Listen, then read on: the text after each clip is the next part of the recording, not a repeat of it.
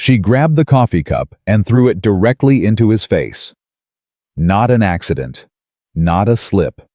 A deliberate, calculated act of humiliation in front of 200 people in the lobby of a billion-dollar company on the most important morning of her career.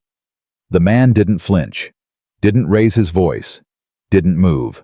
He just looked down at the spreading stain across his old work jacket, then slowly lifted his eyes to the security camera mounted above the entrance and asked one question, so quiet it almost disappeared into the stunned silence. "Are the cameras recording?" Nobody laughed. Nobody moved. Because something in his voice told every single person in that lobby that what just happened was the worst mistake Adriana Sterling ever made in her life. Drop a comment with the city you're watching from. I want to see how far this story travels. And if you're new here, hit subscribe because this one's going to take you somewhere you won't forget.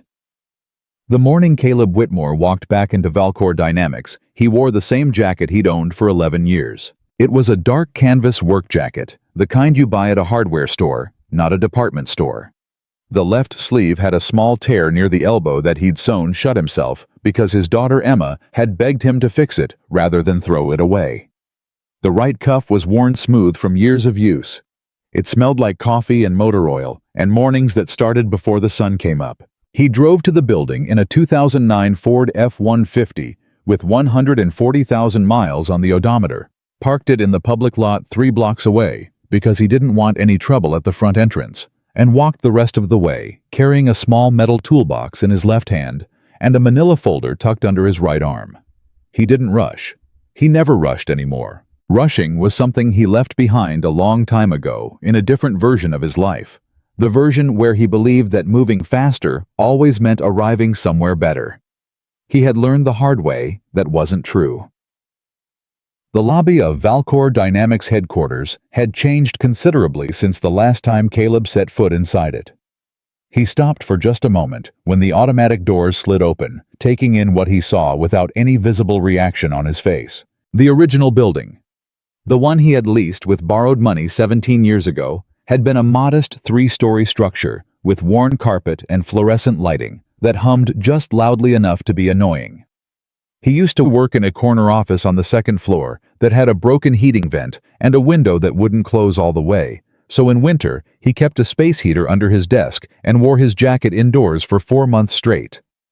That building was gone now. In its place stood 44 floors of glass and steel, a lobby the size of a football field, and a reception desk that looked like it had been designed by someone who thought marble should be used as casually as plastic. The ceilings were 30 feet high. There were 2 living walls covered in plants that probably cost more per square foot than most people's mortgages. The air smelled like expensive diffusers and carefully maintained temperature control. It was impressive. He would give Adriana Sterling that much. She had taken what he built and turned it into something that belonged on the cover of a business magazine. She had done that. The growth was real, the reach was real, the revenue was real. But somewhere in between the 1st floor and the 44th, something else had happened too. Something quieter and more dangerous than a market crash or a product failure. And that was why he was here. Caleb moved through the lobby toward the reception desk, and even though he moved calmly and steadily, he noticed the effect his presence had on people immediately. It was small, subtle, the kind of thing you'd miss if you weren't paying attention. But Caleb had spent the last 7 years paying very close attention to the kinds of things most people missed. A group of young men in tailored suits glanced at him and then glanced away, the specific glance that meant wrong building, pal. 2 women near the elevator bank caught sight of him and leaned together briefly, exchanging a look that didn't need words. A security guard near the side entrance straightened up slightly, not enough to be confrontational, just enough to be ready. He understood. How was a man in a worn work jacket carrying a toolbox in a lobby full of people in suits worth $3,000 each? The visual told a story. He was used to that. He'd been underestimated his entire life, long before the money, long before the company, long before any of this. He'd grown up in Dayton, Ohio, in a house where the water heater broke twice a year, and nobody called a repairman because you couldn't afford one, so you learned to fix it yourself. His father worked the line at a manufacturing plant for 32 years. His mother cleaned houses on weekdays and did bookkeeping for a dry cleaner on weekends. Neither of them had graduated from college. Neither had Caleb. He had 2 years of community college, a natural gift for systems and code that he'd taught himself from library books and secondhand computers, and an idea that he refused to let go of, even when everyone around him told him it was impractical. That idea had become the foundation of a company now worth $14 billion. He approached the reception desk, where a young woman named according to her badge, Priya, sat behind a screen that was showing 3 different data feeds at once. She looked up when he reached the counter, and he watched the same brief calculation happen behind her eyes that he'd already seen twice in the last 40 seconds. "Good morning," Caleb said. His voice was even, not aggressive, not apologetic, just clear. "My name is Caleb Whitmore. I'm here to speak with the executive team. I have a matter that requires immediate attention before the 9 o'clock meeting."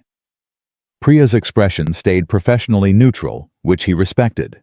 She was doing her job. "Do you have an appointment, sir?" "No," he said, "but I have this." He set the toolbox down on the floor beside his feet, opened the manila folder, and slid a single document across the counter to her. "That's a notice of founder access invocation under the original company charter. I drafted that charter myself in 2008, and Article 7 allows a founding member to request an urgent executive audience without prior scheduling in the event of a material safety concern." Priya looked at the document. Then she looked at him. Then she looked at the document again. "I'll let me get someone from executive relations," she said carefully. "That would be fine," Caleb said. "Thank you, Priya." She looked slightly surprised that he'd used her name. He gave her a small, genuine smile and stepped back from the counter to wait. While he waited, he looked around the lobby again. The morning rush was in full effect now, employees arriving in waves, badging through turnstiles, moving with the practiced efficiency of people who lived on tight schedules and back-to-back calendar invites. He watched them the way he always watched people, not with judgment, not with envy, just with the careful attention of someone who had learned that the most important information in any room was usually not the information that was being talked about. He noticed the way people greeted each other or didn't, the way eye contact was rationed, the way nobody stopped walking to have a real conversation, the way everyone seemed to be processing 12 things at once, and none of those things involved the person standing right next to them. He'd read about this. The engineers who worked here had started flagging it in internal surveys about 2 years ago, according to the documents his source had shared with him. The culture had shifted. The company that had once been built on the idea that the best technology comes from people who trust each other had become something more brittle, more guarded, more focused on protecting individual position than collective purpose. That cultural shift was directly connected to what had happened with the Prometheus project. That was why he was here. He'd been standing near the center of the lobby for about 6 minutes when he heard the elevator bank behind him open with a soft chime, and then heard the particular sound of a room changing. Not a sound exactly. More of a shift in atmosphere, like the air pressure adjusting. And he turned around. Adriana Sterling walked through the lobby, the way people walk when they have never once in their professional lives been made to feel that they didn't belong somewhere. She was 29 years old, and she moved like someone twice that age in terms of presence. Deliberate, unhurried, absolutely certain of every inch of the space around her. She was dressed in a charcoal blazer over a silk blouse, her dark hair pulled back with precision, her heels striking the marble floor with a rhythm that people unconsciously stepped aside for. 3 assistants moved in a loose formation around her. 2 of them were on phones. One was holding an iPad angled toward her so she could see it while walking. She was signing something on the iPad without breaking stride. Behind her, 2 more senior executives. Caleb recognized Gregory Walsh, the COO, and Diane Park, the Chief Revenue Officer, were engaged in a rapid, low-voice conversation, and Caleb could tell from their body language that they were anxious about something. Gregory was holding his phone with both hands. Diane was chewing the inside of her lip. Adriana had a paper coffee cup in her left hand from whatever artisan brand had apparently replaced the lobby Starbucks kiosk he remembered. She didn't see him at first. She was reading whatever was on the iPad and saying something clipped and efficient to the assistant holding it. And it was one of her other assistants who made the mistake of glancing in Caleb's direction, And then because they were very young and very bad at concealing their reactions, looking back toward Adriana in a way that made her follow the eyeline. She stopped, not because she recognized him. She stopped because he was standing there in the middle of her lobby in a work jacket with a toolbox at his feet, looking directly at her with an expression of complete calm that she had clearly not expected from someone who looked like he did in a space like this. "Who is this?" she said. Not to Caleb, to the room in general. Priya appeared from behind the reception desk. "Ms. Sterling, this gentleman is requesting an urgent executive audience. He submitted a document referencing." "I can speak for myself," Caleb said quietly and stepped forward. "My name is Caleb Whitmore. I'm the original founder and architect of Valcor Dynamics. I'm here because the Prometheus project contains critical safety failures that have been removed from investor documentation, and I need to speak with your board before the 9 o'clock acquisition meeting." The lobby had gone about 30% quieter in the previous 20 seconds. Now it went almost completely silent. Adriana Sterling looked at him for a long moment. Then she looked at Gregory Walsh. Then she looked back at Caleb, and something moved across her expression. Not quite recognition, not quite embarrassment, but the very early beginning of a calculation about how to handle this in a way that didn't become a problem. "You're the founder," she said. Her voice was perfectly controlled. "I am. The one who left the company in 2015. "Yes, and you've come back now." She paused for exactly the right amount of time to make the pause mean something. On the morning of a $14 billion acquisition meeting, she let her eyes move down his jacket, his jeans, his boots, and back up. "That. The clothes I'm wearing don't change what's in that folder," Caleb said. "No," she said. "They don't. But they do tell me something about how seriously I should take this meeting request." He kept his voice completely level. "Ms. Sterling, the Prometheus system failed stress testing 47 times across 6 separate trial periods. Those failures were systematically removed from the reports your investors received. I have the original documentation. I have the engineering logs. I have testimony from 2 senior engineers who were told to delete the discrepancy files. What I need is 30 minutes with your board before security." She said it the way people say next when they're done with a conversation. A hand appeared on Caleb's shoulder, firm, not violent, the practiced grip of someone who does this professionally. He turned slightly and saw a tall man in a dark jacket, the kind of security presence that suggests military background, looking at him with an expression that was almost apologetic.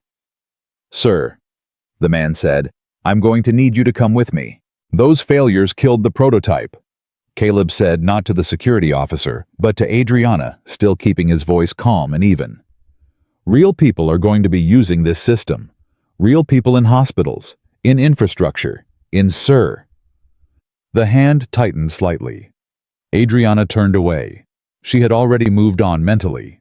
She said something to Gregory about the meeting prep and began walking toward the executive elevators. "Ms. Sterling."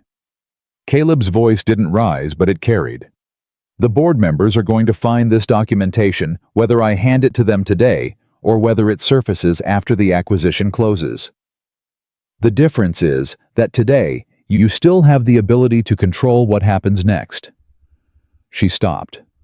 Not because the words scared her, because the absence of emotion in his voice scared her. She turned back around slowly, and Caleb could see her making a decision in real time, could see the calculation running, could see her weighing the risks of engaging against the risks of not engaging, could see the exact moment she decided that the fastest way to end this was to end it publicly, completely, and in a way that nobody in this lobby would forget. She walked back toward him. "You know what I think," she said, and her voice had changed, now still controlled, but there was an edge under it, a practiced edge, the kind that people develop when they've spent years being the smartest person in rooms that underestimated them, and they've learned to weaponize that. "I think you're a man who made one decision in his life that mattered, and it was long enough ago that you've built the whole mythology of yourself around it. I think you walked in here this morning with that folder and that toolbox and those clothes specifically, so that when someone tells you no, you can tell yourself it's because you're the underdog. Because the system doesn't recognize what you built. She was standing 3 feet from him now. The lobby was completely still. "I think," she continued, "that you have no idea what it took to grow this company from what you left behind into what it is today. You left Mr. Whitmore. You walked away from this company when it was worth $40 million, and you left other people to do the work of turning it into $14 billion. And now you show up in your repairman jacket on the morning of the most important meeting in this company's history to tell us we're doing it wrong." Her jaw tightened. "I'm going to need you to understand something. This is not your house anymore. You don't get to knock on the door and expect someone to let you in." "Adriana." The voice came from Gregory Walsh, who was watching this with an expression of escalating discomfort. "Maybe we should—" "I'm handling it, Greg." Caleb hadn't moved, hadn't changed his expression. His hands were at his sides. "You're right that I left," he said. "My wife was dying. My daughter was 5 years old and terrified, and she needed her father present, not traveling. So yes, I left, and I would make that exact same choice again every single time without hesitation." He paused. "But I didn't leave my responsibility to the people who trust this company. And right now, those people are about to be put at risk because of decisions that were made in this building, and I'm not going to walk away from that." "Security," Adriana said again sharply. "Ma'am?" the security officer said somewhere behind Caleb's shoulder. "Sir, I need you to come with me now." Adriana reached out to the assistant at her left and took the coffee cup from his hand. Her own had been set down somewhere in the last 2 minutes, and she'd taken the assistant's without looking, and she held it, and she looked at Caleb, and she made a decision that in 22 years of working in high-pressure, high-stakes environments, the security officer standing behind Caleb had never seen an executive make. She threw it at him. Not toward him, not past him, at him. The cup hit his chest, and the lid gave way on impact, and the coffee, still hot enough to sting, spread across the front of his jacket in a dark, irregular stain that reached from the left breast pocket down to the waist of his jacket. The lobby, which had been quiet before, went to a kind of silence that Caleb had only ever experienced in 2 other places in his life. At the moment, the doctor said the word terminal in a hospital corridor, and at the graveside during Emma's worst night when she'd finally stopped crying and just gone very still. It was the silence of a room full of people who couldn't believe what they just saw. Adriana was already turning away. "Have him removed," she said. "And someone call building maintenance to clean the floor." Caleb looked down. He looked at the coffee spreading into the canvas of the jacket with the repaired tear on the left sleeve, the jacket that Emma had asked him to fix rather than throw away. He breathed. In the 7 years since his wife Rachel had died, Caleb had developed a very specific practice for moments when his nervous system told him to react. He breathed. He gave himself 4 seconds, and he reminded himself of the thing Rachel used to say to him when he was younger and angrier, and far more likely to let a moment control him instead of the other way around. "The ones who are afraid of you are the ones who get loud, Caleb. You don't have to match their volume. You just have to stay in the room." He lifted his eyes to the security camera mounted above the entrance. He could see the small red recording light glowing steadily. "Are the cameras recording?" he asked. His voice was so quiet that only the people within about 8 feet of him heard it clearly. The security officer behind him heard it. Gregory Walsh heard it. The receptionist, Priya, heard it. And Adriana Sterling, halfway to the elevator bank with her back turned to him, heard it. She stopped walking. She didn't turn around immediately. There was a pause of perhaps 3 seconds, which was long enough for something to shift in the atmosphere of the room. Then she turned around slowly and looked at him. And for the first time since she'd walked into this lobby 40 minutes ago in charge of everything around her, her expression was something other than controlled. She looked at him standing there in his stained jacket, completely still, looking at the camera with that same quiet certainty he'd carried since the moment he walked through the front door. And she understood in that instant, even if she wasn't ready to say it out loud, yet, even if she wasn't ready to admit it to herself, that she had just made a mistake that could not be taken back. The lobby held its breath. And then the security officer, who had been standing behind Caleb, took a single step forward and stopped, because Caleb had done something the officer hadn't expected. He had reached into the breast pocket of his coffee-stained jacket, and he was holding something, It was a small black card. No logo, no decoration, just a series of numbers and a magnetic strip along the back, and embossed in letters so small you had to be close to read them 3 words. Founder Level 1. He held it out to the security officer without any drama, the way you hand someone a key when you want them to open a door. "Before you escort me out," Caleb said quietly, "I'd like you to run that." The security officer looked at the card, then he looked at Caleb, then he looked at the card again. And something in his expression changed in a way that Adriana Sterling, watching from 15 feet away, did not like at all. "Sir," the officer said, and his voice had changed too subtly but unmistakably in the direction of someone who has just realized they may be having a very different kind of morning than they expected. "Where did you get this?" "I had it made in 2007, Caleb said, "when I wrote the founding documents for this company. It's registered in the original security architecture. The biometric ties are mine, fingerprint voice pattern, retinal scan if you need it." The officer stared at him for one more second. Then he said, "Come with me, sir." And this time the words sounded nothing at all like what they had sounded like 60 seconds ago. Adriana took one step forward. "Nathan, Ms. Sterling." The officer Nathan didn't quite interrupt her, but his voice had the careful firmness of someone who has just mentally reclassified what kind of situation he's in. "I need to verify this access credential. It's protocol. I'll have a full report to you within 5 minutes." He gestured for Caleb to follow him toward the security station near the south wall. Caleb picked up his toolbox. He tucked the manila folder back under his arm. He walked toward the security station, and as he passed Adriana Sterling, who had not moved, who was watching him with an expression that was working very hard to look like confidence and not quite succeeding, he stopped. He didn't look at her with anger. He didn't look at her with satisfaction. He looked at her the way you look at someone when you want them to understand that what's happening right now is not about winning or losing. "I'm not here to hurt this company," he said. "I built this company. I built it because I believe that the people who use what we create deserve to trust it." He paused. "That's still true. That's why I'm here." Then he moved on to the security station. Nathan pulled up a terminal screen and slid the black card through a reader that looked older than most of the equipment in the lobby, because it was. It was part of the original security infrastructure built into the foundation of the building's systems when the first version of this headquarters was constructed, and it had never been decommissioned because nobody had ever thought it needed to be, and nobody had ever thought it needed to be because nobody had ever imagined that the person who built this company would be standing in its lobby one day with a coffee stain on his jacket asking security to run the card. The terminal prompted for biometric verification. Nathan looked at Caleb. Caleb placed his right hand on the scanner. He spoke 3 words into the voice sensor, the same 3 words he had recorded into the system in 2007, chosen because they were specific to him and impossible to guess. The terminal processed for approximately 4 seconds. Then the screen changed. It went from gray to gold, and in the center of the screen in text that was large enough for anyone nearby to read, clearly appeared 3 lines.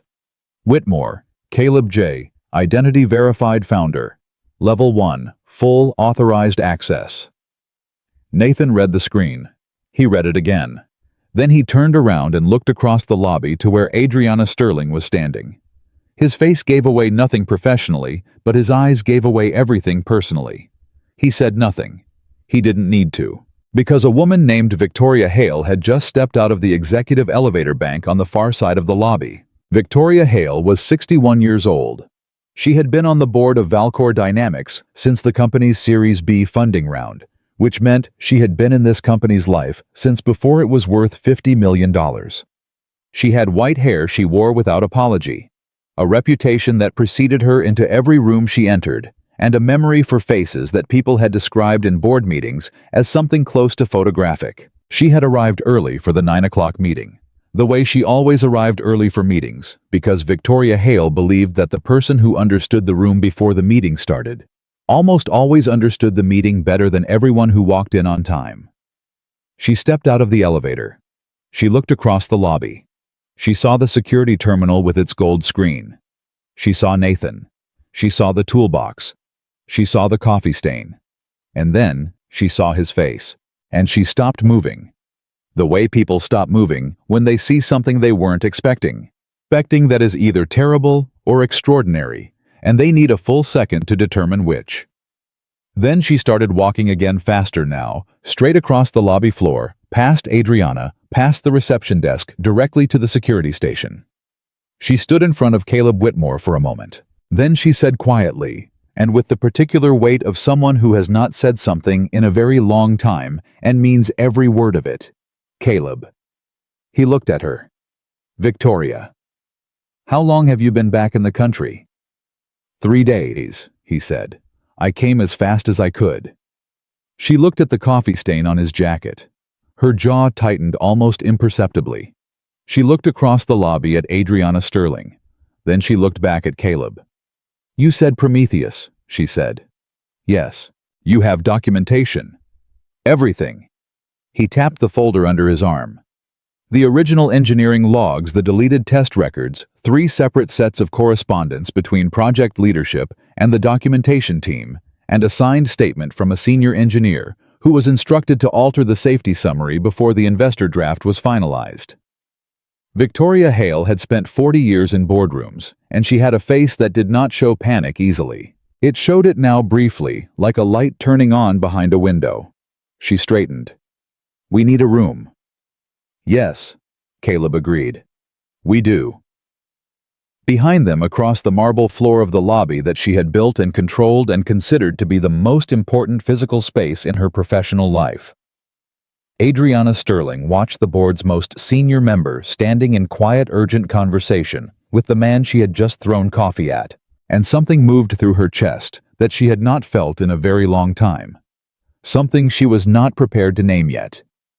But it felt in the silence of that enormous lobby, very much like the ground shifting under her feet. In a corner of the lobby, near the living wall of plants that cost more per square foot than most people's mortgages, a young woman in an engineer's lanyard had watched the entire thing from the moment the coffee hit Caleb's jacket. Her name was Maya Bennett. She was 31 years old. She had a graduate degree in systems engineering from Carnegie Mellon and 18 months of employment at Valcor Dynamics, and a flash drive in her right coat pocket that she had carried to work every single day for the past 6 weeks, ever since the morning she'd realized that what was on it was too important to leave at home and too dangerous to send by email. She watched Victoria Hale take Caleb's arm and guide him toward the executive corridor. She watched Nathan look at the terminal screen one more time, then quietly log the access event. She watched Adriana Sterling stand in the center of the lobby, surrounded by her assistants and her executives, and look like a person who has just realized the game board has changed without her permission. Maya's hand moved to the pocket with the flash drive. She closed her fingers around it. She had been waiting for the right moment for 6 weeks. She thought watching Caleb Whitmore and Victoria Hale disappear around the corner. Maybe the right moment just walked through the front door. Caleb did not look back as he walked toward the executive corridor. He was thinking about Emma. She was 12 now. She was at school right now, probably in her 3rd period class, probably with her notebook open and her left hand writing twice as fast as she needed to, because she'd inherited her mother's habit of filling margins with side thoughts. She didn't know exactly what her father was doing today. He'd told her only that he had to go take care of something important, and she'd looked at him over breakfast with those eyes that were so much like Rachel's that sometimes it stopped him mid-sentence, not with grief anymore. Mostly, but with something more like wonder, and she'd said, "Is it the kind of important where I should be proud of you, or the kind of important where I should be worried?" He'd kissed the top of her head and said, "The first kind, hopefully." She'd said, "Okay, text me when it's over." He was going to text her when it was over. He was going to make sure there was something worth texting about. He followed Victoria around a corner. Behind them in the lobby, the security camera's red light kept recording steadily. The coffee stain on his jacket was already beginning to dry, and the morning was just getting started. The executive corridor smelled like recirculated air and quiet authority. The kind of silence that buildings accumulate when they're built specifically for people who make decisions that affect thousands of other people's lives. Caleb walked beside Victoria Hale without hurrying, his toolbox in his left hand, the folder under his right arm, the coffee drying in a dark spreading stain across the front of his jacket. Victoria hadn't said much since they'd left the lobby. She was the kind of person who processed information internally before she spoke, which was one of the reasons Caleb had trusted her from the beginning. Back when she was just a board candidate, he was interviewing in a conference room that smelled like bad coffee and fresh drywall. He'd liked her immediately. She didn't perform confidence. She actually had it. She paused outside a door marked Conference Room B and pushed it open without checking whether it was occupied. It wasn't. She gestured him in and closed the door behind them. "Sit," she said. "I'm fine standing." "Caleb." She looked at him. "Sit down. You've been carrying that toolbox for 3 hours, and you drove here from where, Virginia?" "Maryland," he said. "Just outside Annapolis." "Sit down." He set the toolbox on the floor and pulled out a chair. Victoria sat across from him and folded her hands on the table and looked at him with the kind of directness that had made her one of the most effective board members he'd ever encountered. She didn't waste preamble. She never had. "Tell me everything," she said. "Start from the beginning. Not the beginning of this morning, the beginning of how you found out."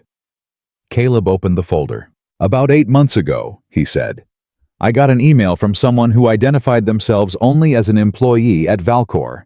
No name. They used an encrypted address. The email was short 3 sentences. It said that the Prometheus project had documented safety failures, that those failures were being deliberately excluded from external communications, and that they didn't know who to tell that would actually do something about it. "Why come to you?" the email said. He found the printed copy in the folder and slid it across the table.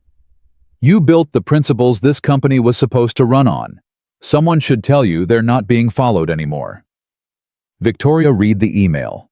Her face stayed still, but her jaw worked slightly the way it did when she was processing something she didn't want to be true. "I didn't respond immediately," Caleb continued. "I wanted to verify it wasn't a scam or someone with a personal grievance trying to use me as a weapon. So I spent 3 months doing what I could from the outside. I requested public records. I went through every regulatory filing Valcor had made in the past 2 years. I contacted 2 former engineers who had left the company not to get information, just to understand what the culture had become. And what they told me matched what the email described. A culture where people were afraid to raise problems. Where raising a problem was treated as a performance issue rather than a contribution. Where the documentation process had become about managing appearances rather than recording truth." He paused. "That's when I started taking it seriously." Victoria pushed the email back across the table toward him. "The Prometheus project is the centerpiece of the Hartwell acquisition. If the Hartwell deal closes this morning, Valcor is committed to deploying the Prometheus system in 37 hospital networks across 11 states within 18 months. "I know. That's not a software update you can push and patch, Caleb. That's life safety infrastructure."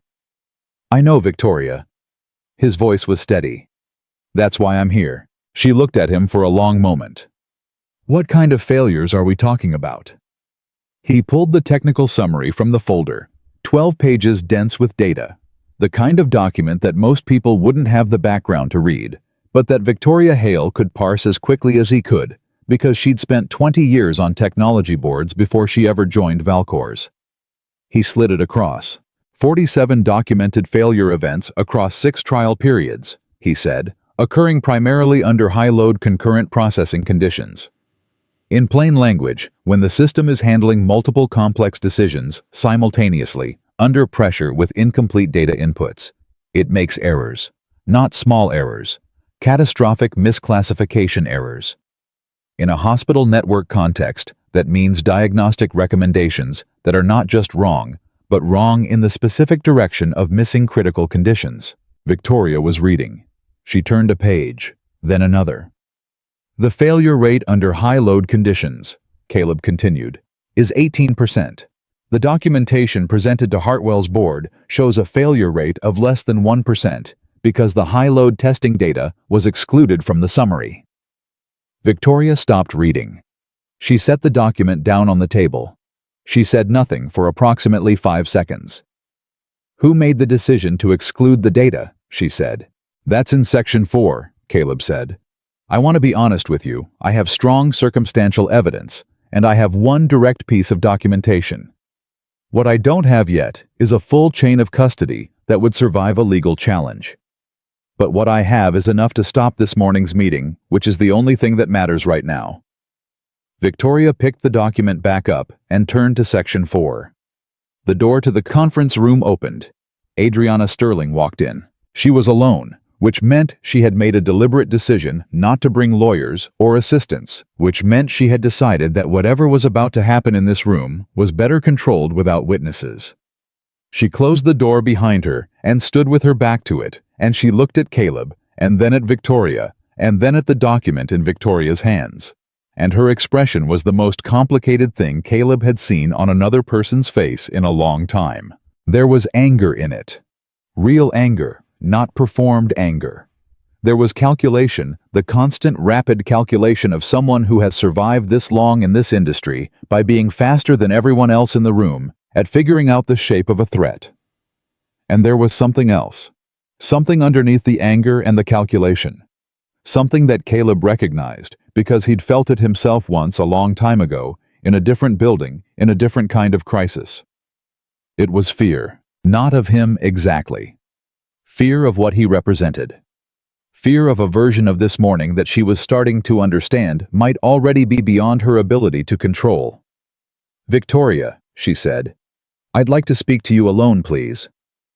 "I don't think that's the best use of our time right now," Victoria said, not looking up from the document. "Victoria, Adriana." Victoria looked up. "I've read 40 pages of this summary, and I need to read the rest of it before 9 o'clock. If you have something to say that's relevant to what's in this document, say it. Otherwise, I need you to let me read." A muscle moved in Adriana's jaw. She looked at Caleb. "You really came here to do this," she said. "On today of all days." "I came here when I had enough documentation to make the case," Caleb said. "I would have come sooner if I'd had it sooner. You could have called. You could have sent an email. You could have—" "I sent 7 emails over the course of 4 months to the executive contact address listed in the founding charter," Caleb said. "None of them received a response. I called the main executive line twice. I was told both times that someone would follow up. Nobody did." He paused. "I also sent a certified letter to this address 6 weeks ago that, as far as I can tell, was not delivered to anyone on the executive team." Adriana's expression didn't change, but she looked away briefly, just for a fraction of a second, and that fraction of a second told Caleb something. "You knew I was trying to reach the company," he said. Not an accusation, just a statement of what the fraction of a second had told him. "I receive communications about this company from a lot of people," she said. "Some of them have legitimate concerns. Most of them have grievances or agendas or—" "Adriana." Victoria's voice was quiet, but it landed like something much heavier. "Stop talking." Adriana stopped. Victoria set the document down and looked at the younger woman with an expression that Caleb would not have wanted directed at him. It wasn't contemptuous. It was worse than contemptuous. It was the expression of someone who is genuinely profoundly disappointed and who considered that disappointment worth showing. "There is a conversation we are going to have," Victoria said, "about this document and about everything in it, and about how certain decisions were made and who made them. That conversation is going to happen, and it's going to happen today. But right now in this room, the only thing I care about is whether what is in this document is accurate." She looked at Adriana steadily. "So I'm asking you directly, because I've earned the right to ask you directly, and you've earned the obligation to answer me honestly. Did you know about the high-load failure data?" The room was very quiet. Caleb watched Adriana Sterling in that silence and understood in a way that had nothing to do with anger or vindication exactly what kind of moment this was. This was the kind of moment that doesn't announce itself. It arrives quietly dressed in ordinary circumstances, and it asks you who you are. And the answer you give, not the words, but the thing underneath the words that answer follows you. Adriana's eyes moved to the window, then back to Victoria. "The project team presented me with a summary," she said carefully. The summary I received showed acceptable performance parameters. That's not what I asked you, Victoria said. Another silence. I was aware, Adriana said more slowly, that there had been some performance questions raised during the testing phase. I was told they were being addressed. Were you told they had been addressed, or were you told they were being addressed? The distinction between those two things was the width of a razor blade, and they both knew it. Adriana said nothing. Victoria picked up the document again. I'm going to finish reading this, she said. And then I'm going to make 2 phone calls, one to David Hartwell's office and one to the rest of the board. The 9 o'clock meeting is postponed. Victoria, if we postpone. The 9 o'clock meeting, Victoria said without raising her voice, is postponed. That's not a discussion. Adriana looked at Caleb. And what happened in her expression in that moment was something he hadn't expected. Something that cut through the calculation and the anger and the performance of control. Something that was briefly unmistakably real. You don't know what it took, she said. Her voice was quieter now. To grow this company from what it was when you left to what it is today. You don't know what I gave up, what I navigated, what I had to become to get it here. You're right, Caleb said. I don't know, and I'm not saying it didn't cost you something real. I believe it did. He met her eyes. But there are 37 hospital networks that are about to trust us with their patients' lives. And 18% of the time, under the conditions they'll actually be operating in the system, will fail them. That's not a business risk. That's not a reputational risk. That's people. She looked at him for a long moment. Then she looked at this coffee stain on his jacket. And something crossed her face that might have been the beginning of something. Regret, maybe, or the pre-shape of regret. The moment before a person is willing to admit to themselves that they are capable of feeling it.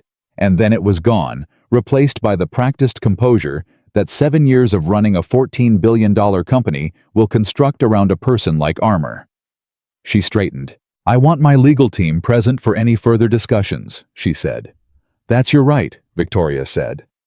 Adriana looked at Caleb one more time. Then she opened the door and walked out. Victoria waited until the sound of her heels in the corridor faded, then looked at Caleb over the top of the document. How much of this can you prove in a courtroom? She said. Enough to stop the deal, he said. Maybe enough for more than that, depending on what an internal review finds. I need you to understand something, Victoria said. What happens next is going to be complicated. The board has fiduciary relationships. We have existing commitments to Hartwell's team. We have employees who've been working toward this acquisition for 2 years. Stopping the meeting this morning is the right call. What comes after it? She paused. That's going to require a kind of care that's different from what it took to get here. I know, Caleb said. Are you prepared for that? I came here with a toolbox, he said. I'm not here to burn anything down. I'm here to fix what's broken.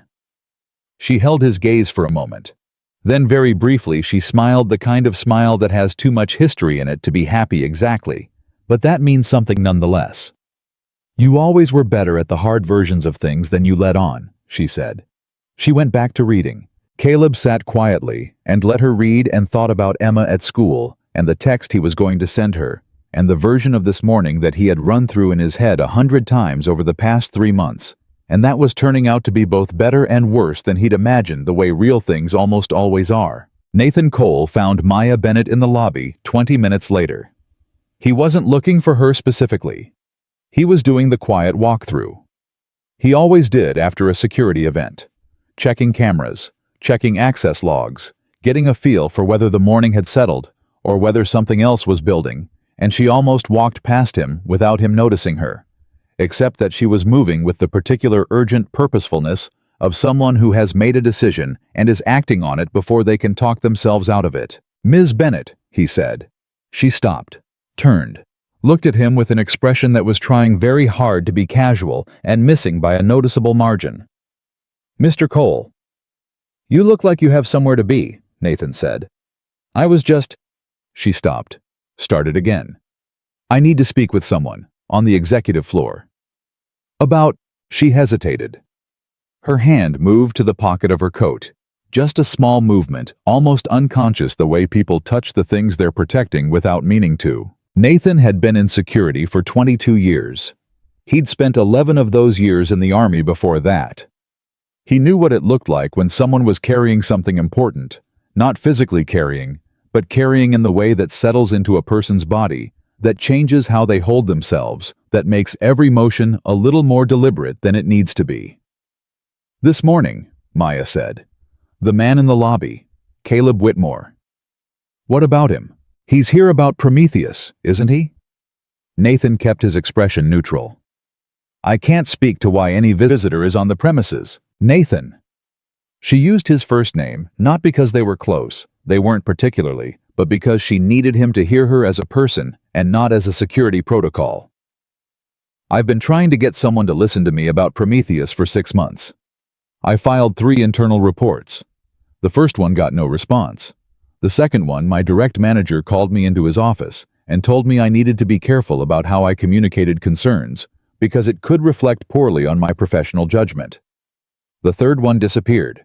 I submitted it through the internal system, and a week later the case number was gone. Just gone." Nathan looked at her. "I have documentation," she said. "I have the original testing logs, the ones that were supposed to be modified before the investor summary was drafted. I have them because I made copies before the modification order came through, because something told me I needed to, because I'd seen what happened to the 2 engineers before me who raised the same concerns, and I—" She stopped, took a breath. "I've been carrying this for 6 weeks, waiting for the right moment to give it to someone who could actually use it. And I think that moment might be right now." Nathan looked at her for a long moment. He was thinking about the terminal screen. The gold text. "Founder Level 1, Full Authorized Access." I was thinking about Victoria Hale's face when she'd crossed the lobby. He was thinking about his own 22 years in uniform and security, about the specific moral weight of the moments when you see something and you have to decide whether you're going to see it or look away. "Come with me," he said. "Where?" "Conference room B," he said. "There are some people there I think you should meet." He had already taken 2 steps before he stopped and turned back because something had occurred to him. "Ms. Bennett," he said. "How long have you worked here?" 18 months, she said. "And you've been carrying that," he nodded toward her coat pocket, "for 6 weeks." "Yes." "Why didn't you go to the press, or a regulator, or—" "Because I love this company," she said simply. "I came here because I believed in what it was supposed to be. I didn't want to destroy it. I wanted someone to fix it." She paused. "I still do." Nathan nodded slowly. "Then let's go find that person," he said. The conference room door opened, and Nathan put his head in first, which was habit, and saw Victoria Hale with a document in her hand, and Caleb Whitmore sitting across from her with a coffee stain on his jacket, and the quiet patience of someone who has been waiting for a long time for something to finally be in motion. "I'm sorry to interrupt," Nathan said, "but there's someone here who I think you need to hear from." Victoria looked up. Caleb looked up. Maya Bennett stepped into the doorway. She looked at Caleb. Really looked at him with the particular intensity of someone meeting a person they've heard about for a long time in the abstract, and are now encountering as a human being. And then she reached into her coat pocket and held out the flash drive. "My name is Maya Bennett," she said. "I'm a systems engineer on the Prometheus project. I've been on it for 14 months. I have the original unmodified testing logs from all 6 trial periods, including the high-load failure data." She kept her voice steady with visible effort. "I also have a recording." Caleb looked at the flash drive, then at her.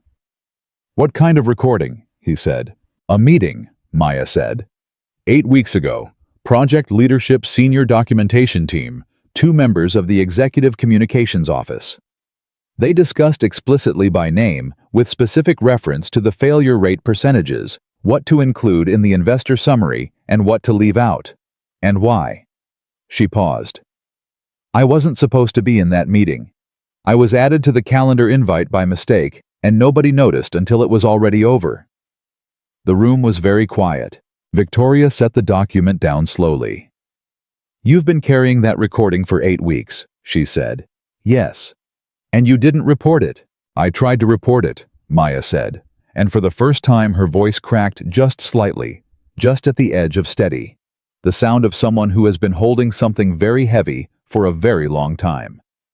I went to my manager the next morning. He told me that what I thought I'd heard was probably out of context. He told me to think very carefully about making accusations that I couldn't support.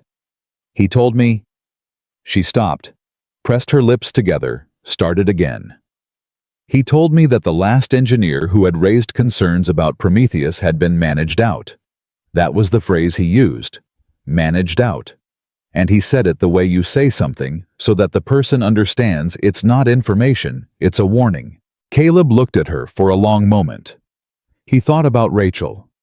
He thought about what Rachel used to say about courage, not the big movie version of it, not the dramatic stand-in-the-spotlight version, but the real version. The version that looks like a person sitting alone with something that frightens them, deciding every single morning to keep holding it until the right moment comes.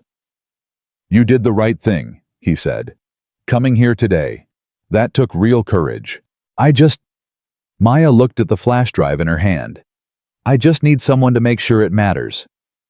"Give it to me," Victoria said.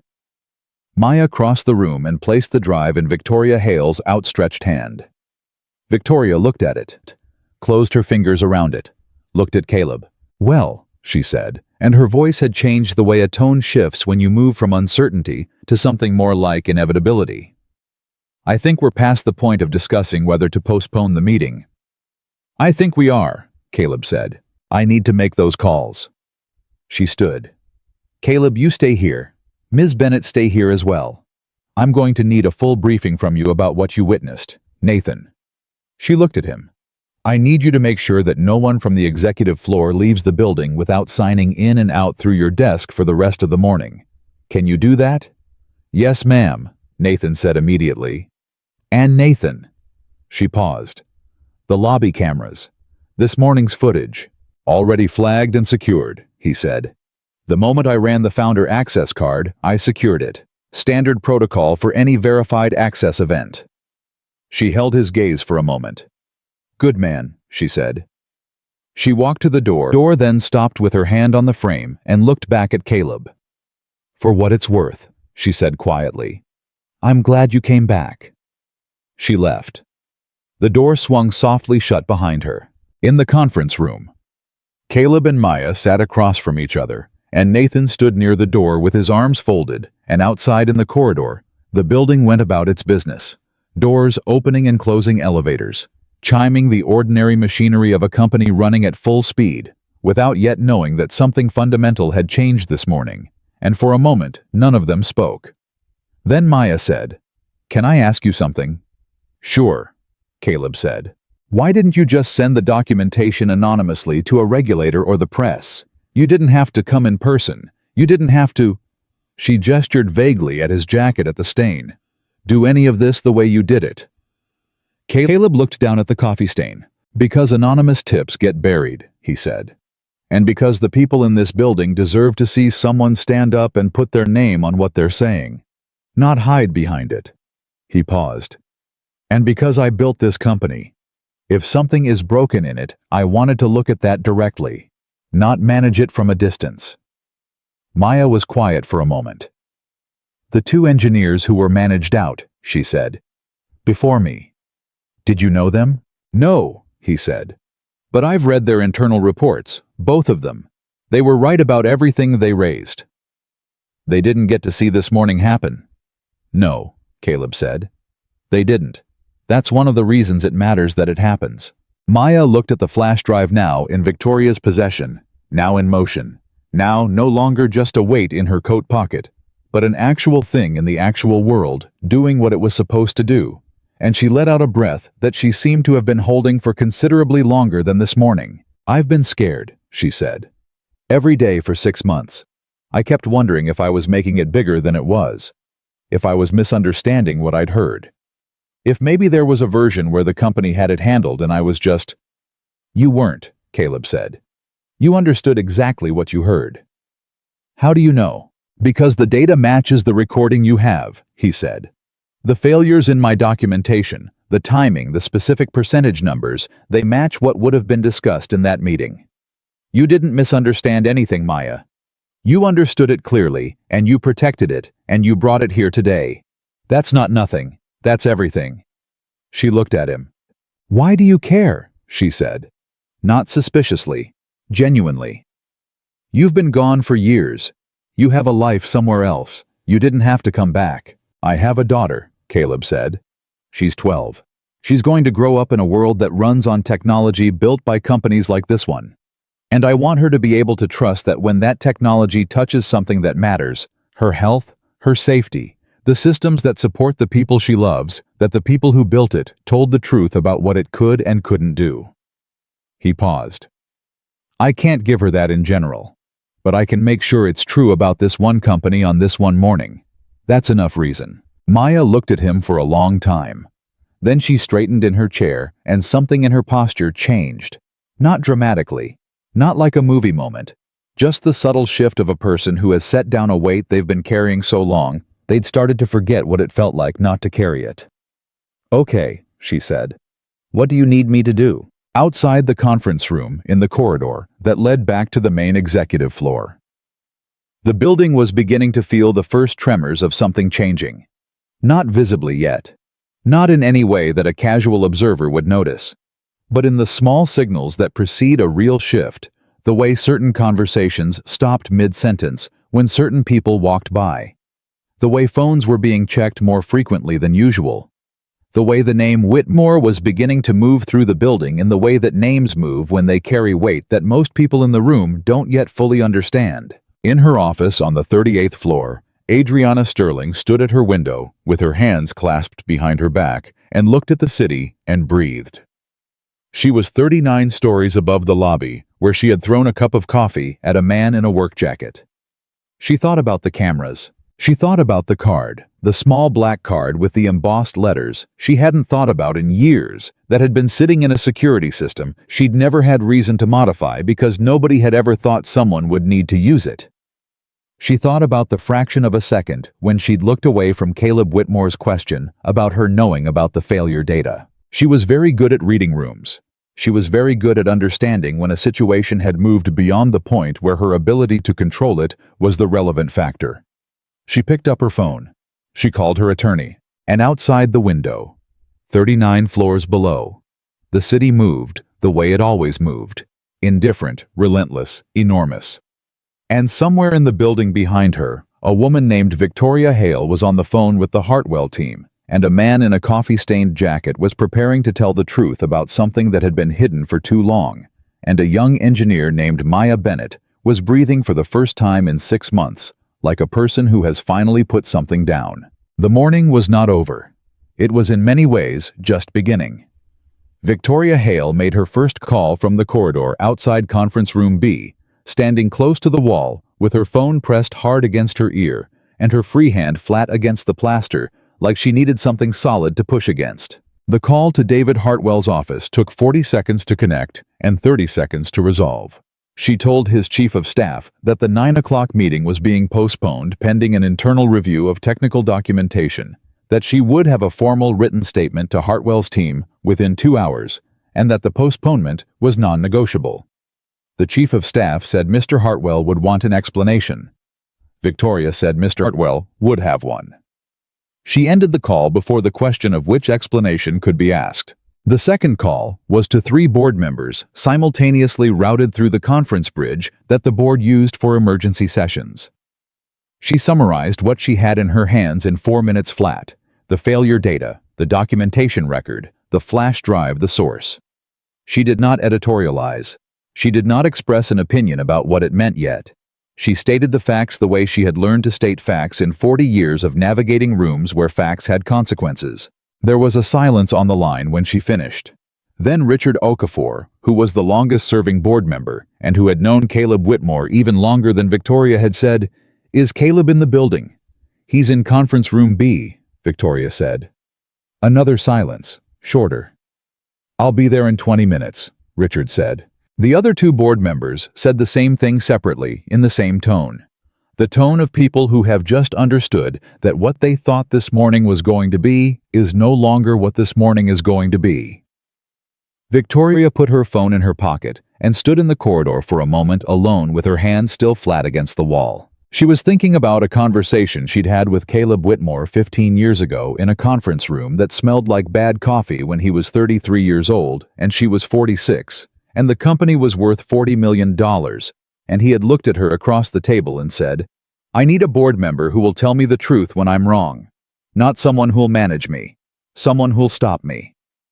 She'd told him she could do that. He'd said, "Good, because I'm going to need that more than I need cheerleaders." She'd thought about that conversation many times over the years. She thought about it now. Then she straightened, took her hand off the wall, and walked back toward the conference room. Inside the room, Caleb had his laptop open on the table, and Maya was beside him, walking him through the structure of the files on the flash drive. Not the files themselves, which were now with Victoria, but the architecture of what was there. The sequence of documents.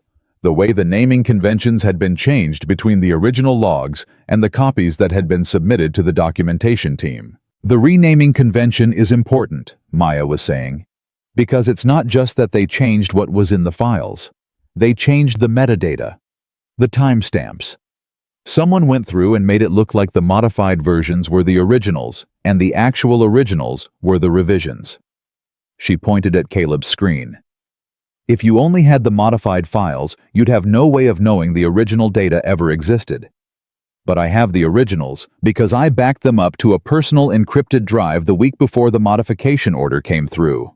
How did you know to do that? Caleb asked. I didn't know exactly, Maya said. I'd been in enough of the project meetings to understand that something was being managed. The way conversations would stop when certain people walked in. The way specific numbers kept getting revised between one version of a report and the next. Nothing individually that you could point to and say, this is wrong, but the pattern of it. She paused. My father used to say that dishonesty has a sound. You can't always describe it, but you can hear it. I started hearing it about 7 months into the project. Caleb looked at her. Your father sounds like a smart man. He was a high school teacher for 31 years. Maya said. He was absolutely the smartest person I've ever known. Nathan, still at the door, spoke for the first time in several minutes. Ms. Bennett, I want to ask you something, and I want you to know it's off the record. You don't have to answer. Maya looked at him. Okay. The recording on that drive, the meeting where they discussed what to exclude from the investor summary. Were you the only person in that meeting who wasn't supposed to be there? Maya thought for a moment. There was one other person, a junior analyst named Chris Tran. He was also added by mistake. He left about 10 minutes in before the most explicit discussion happened. Have you talked to him since? Once, Maya said. About 3 weeks after. I asked him if he remembered the meeting. He said he did. I asked him what he thought about what was said. He got very quiet, and then he said, I have a family, Maya. I have 2 kids and a mortgage, and I can't afford to be the person who... She stopped. He didn't finish the sentence. He didn't need to. Nathan nodded slowly. He understood that particular calculation. He'd seen it many times, not here but before here, in other buildings and other uniforms and other situations where the cost of speaking was personal and immediate, and the cost of silence felt abstract until it wasn't. The door opened, and Victoria came back in.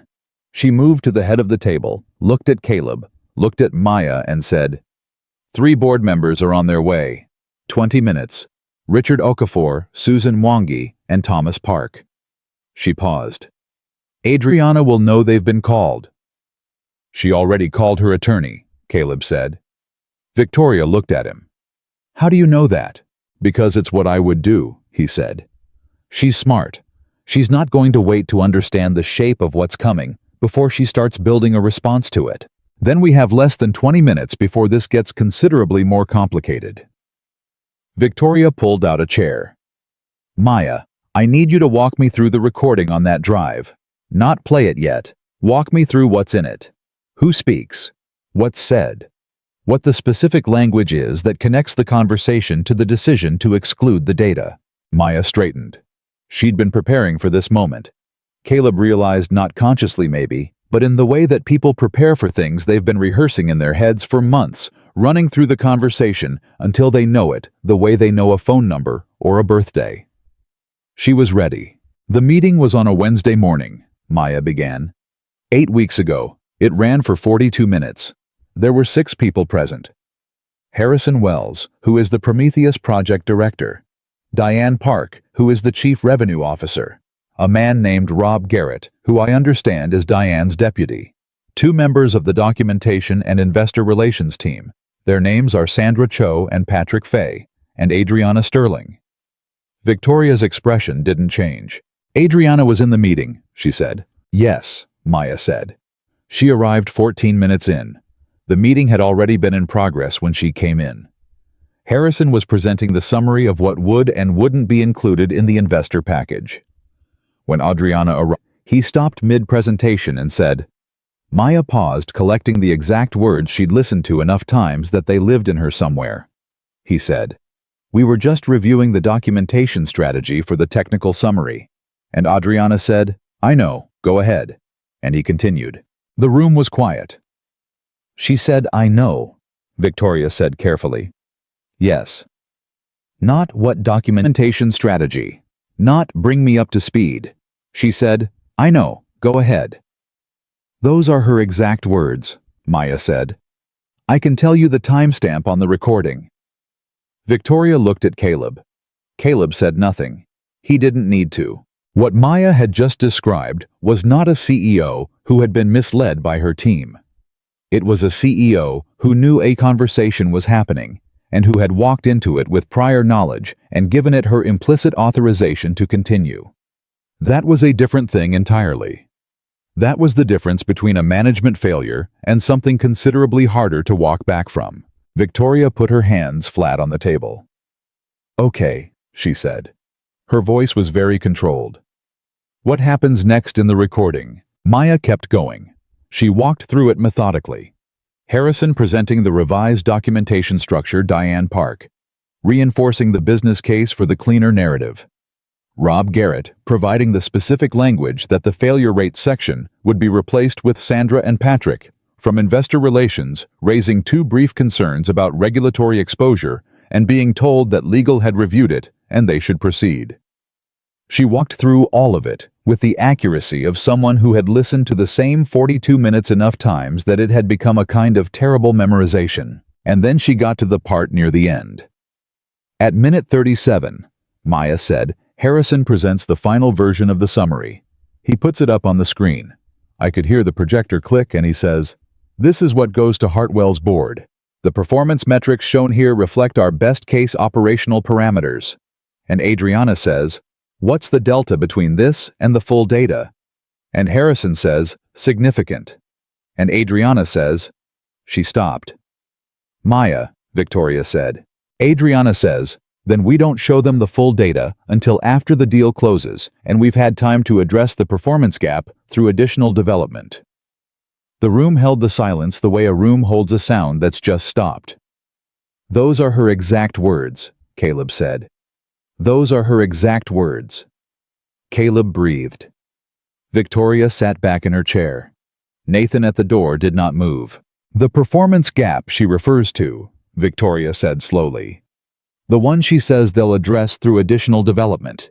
That's the 18% failure rate under high-load conditions. Yes, Maya said. That's what the entire meeting was about. Victoria stood up.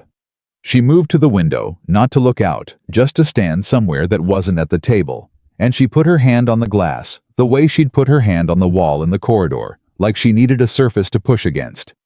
18%, she said mostly to herself.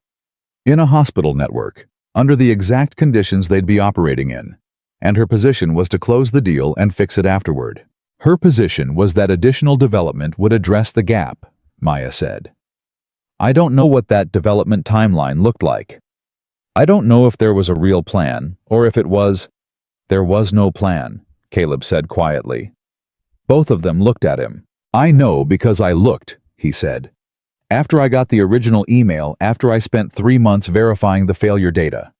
I spent the next 2 months looking for any evidence of an active remediation effort on the core architecture.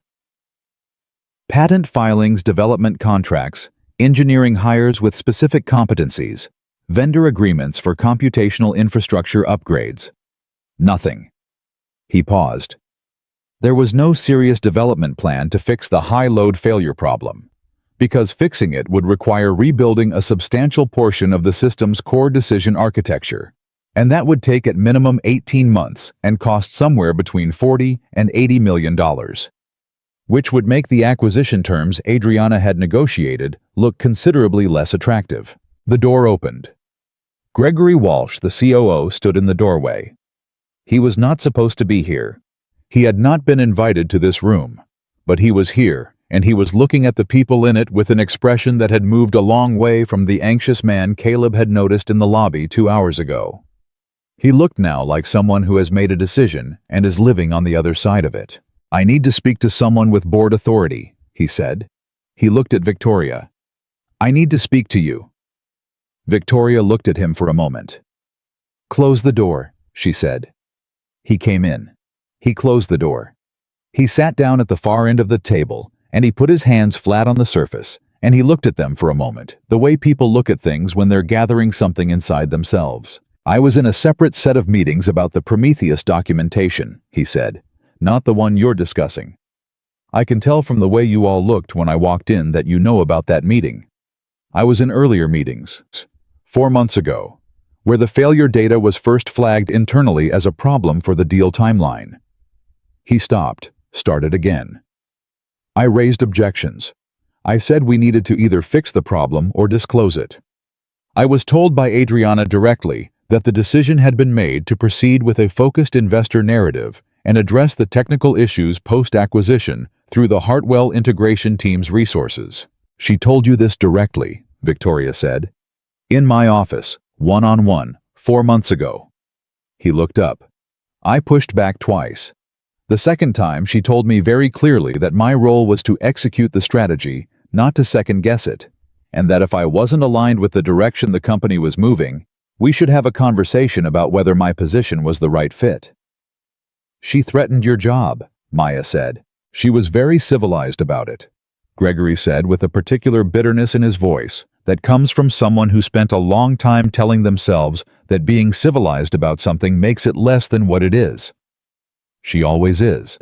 That's part of what makes her effective. But yes, she made it very clear that the cost of continued objection was my position." "And you stopped objecting," Caleb said. Gregory looked at him. There was no defensiveness in his face, just the particular exhaustion of a person who has already had the conversation with themselves that Caleb's words implied and has come to a reckoning with it. "I stopped objecting," Gregory said, "and I've thought about very little else for the last 4 months. My wife knows something is wrong. My kids can tell.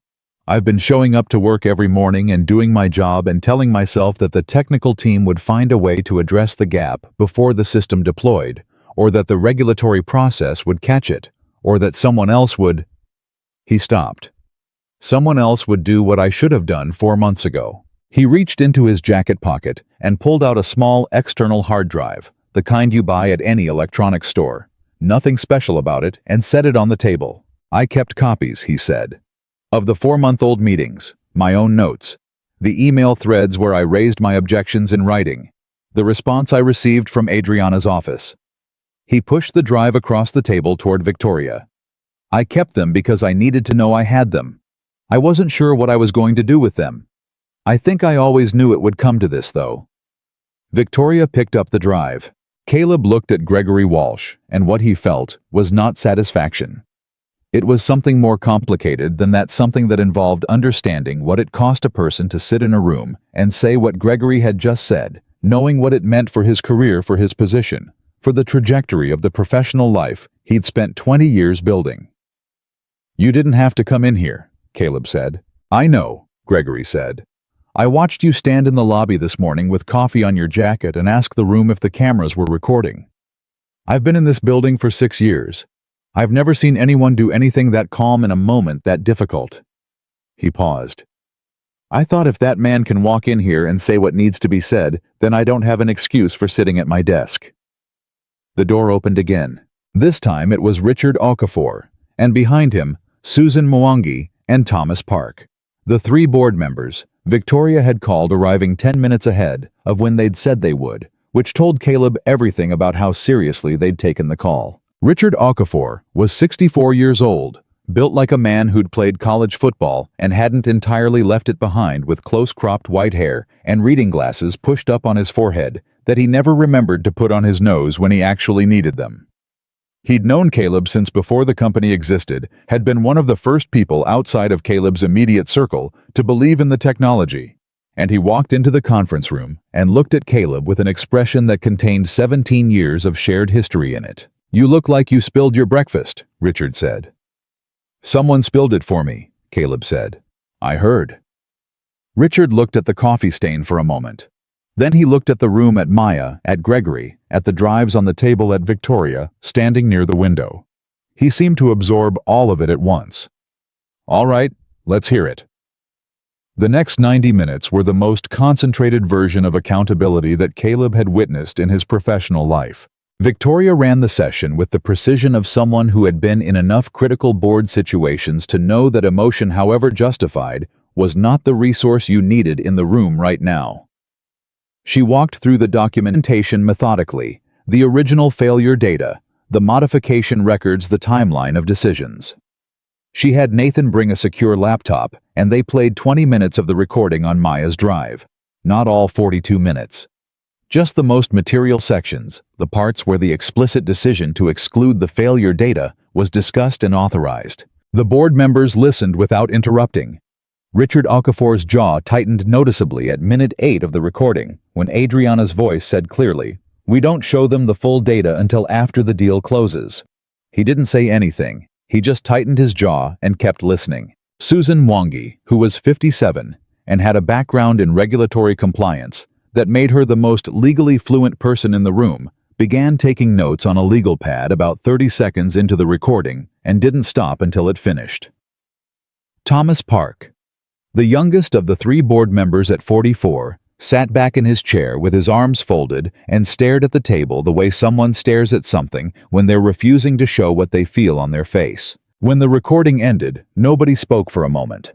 Then Susan looked up from her notes. "The phrase, 'until after the deal closes,' is dispositive," she said. "This isn't a question of incomplete information or misunderstood data. This is deliberate material omission from investor documentation in the context of an active acquisition. That's securities fraud." The words landed in the room with the weight they deserved. "She's going to say she was misquoted," Thomas said, "or that the recording is out of context, or that she said we don't show them the full data until after the deal closes," Richard said. His voice was very flat. "What context changes what that sentence means?" Thomas said nothing. Gregory, Victoria said, "The email threads where you raised your objections 4 months ago. Does any of Adriana's written response explicitly address the decision to exclude the failure data?" "Her response was deliberately non-specific," Gregory said. "She's careful that way in writing, but there's a thread where she references the documentation approach we discussed, in a way that's clearly referring to the exclusion decision. It won't be as direct as the recording, but it establishes that she was communicating with me about it in writing." "That's enough for a forensic audit to work with," Susan said. Caleb had been mostly quiet during this portion. Not because he had nothing to say, but because this was the part of the process where his presence was most valuable as a witness and least valuable as a participant. These were board members doing the work of a board in a moment of genuine institutional crisis, and what they needed from him right now was not guidance. They had the information they needed. What happened next was their responsibility to exercise. But Richard looked at him now in the way that Richard had always looked at him when he wanted to know what Caleb actually thought. The look that said, "I know what you know, so say it out loud." "Caleb," Richard said, "you've seen more of this than any of us. What's your read?" Caleb took a breath. "She didn't do this alone," he said. "Harrison Wells executed the documentation modification. Diane Park provided the business justification. The investor relations team carried it out. There are 6 people on that recording, and at least 2 more Greg's situation, and the 2 engineers who were pushed out before Maya, who were part of the environment that made this possible." He paused. "I'm not saying that to minimize Adriana's responsibility. She authorized it. She has to answer for it. But if the only thing that changes after today is that Adriana Sterling is no longer the CEO, then this company will make this same mistake again, with a different person in charge, and a different project, and different patients at risk. What are you suggesting? Thomas asked. I'm suggesting that what needs to change isn't just the leadership, it's the infrastructure. The way problems are reported, the way people who raise concerns are treated. The culture that made Maya carry that drive in her pocket for 6 weeks because she didn't believe anyone inside the company would actually listen. He looked around the table. I've been gone for 7 years, I know that. But the thing I built this company on the original principle, the one in the founding documents, was that the people closest to the actual work are almost always the people who see problems first, and the most dangerous thing a company can do is build a culture where those people are afraid to speak. He stopped. Then he said, Maya Bennett came here today with 6 months of documentation and 6 weeks of a flash drive in her coat pocket because she didn't believe the company she loved would actually protect her if she brought what she knew to the surface. That's the thing that needs to change. Not just the CEO, the whole system that produced that experience. The room was quiet for a moment. Then Maya spoke. Can I say something? Every head in the room turned toward her. She hadn't spoken during the board portion of the meeting. She'd been sitting at the far end of the table, with her hands folded, present but deliberate, waiting.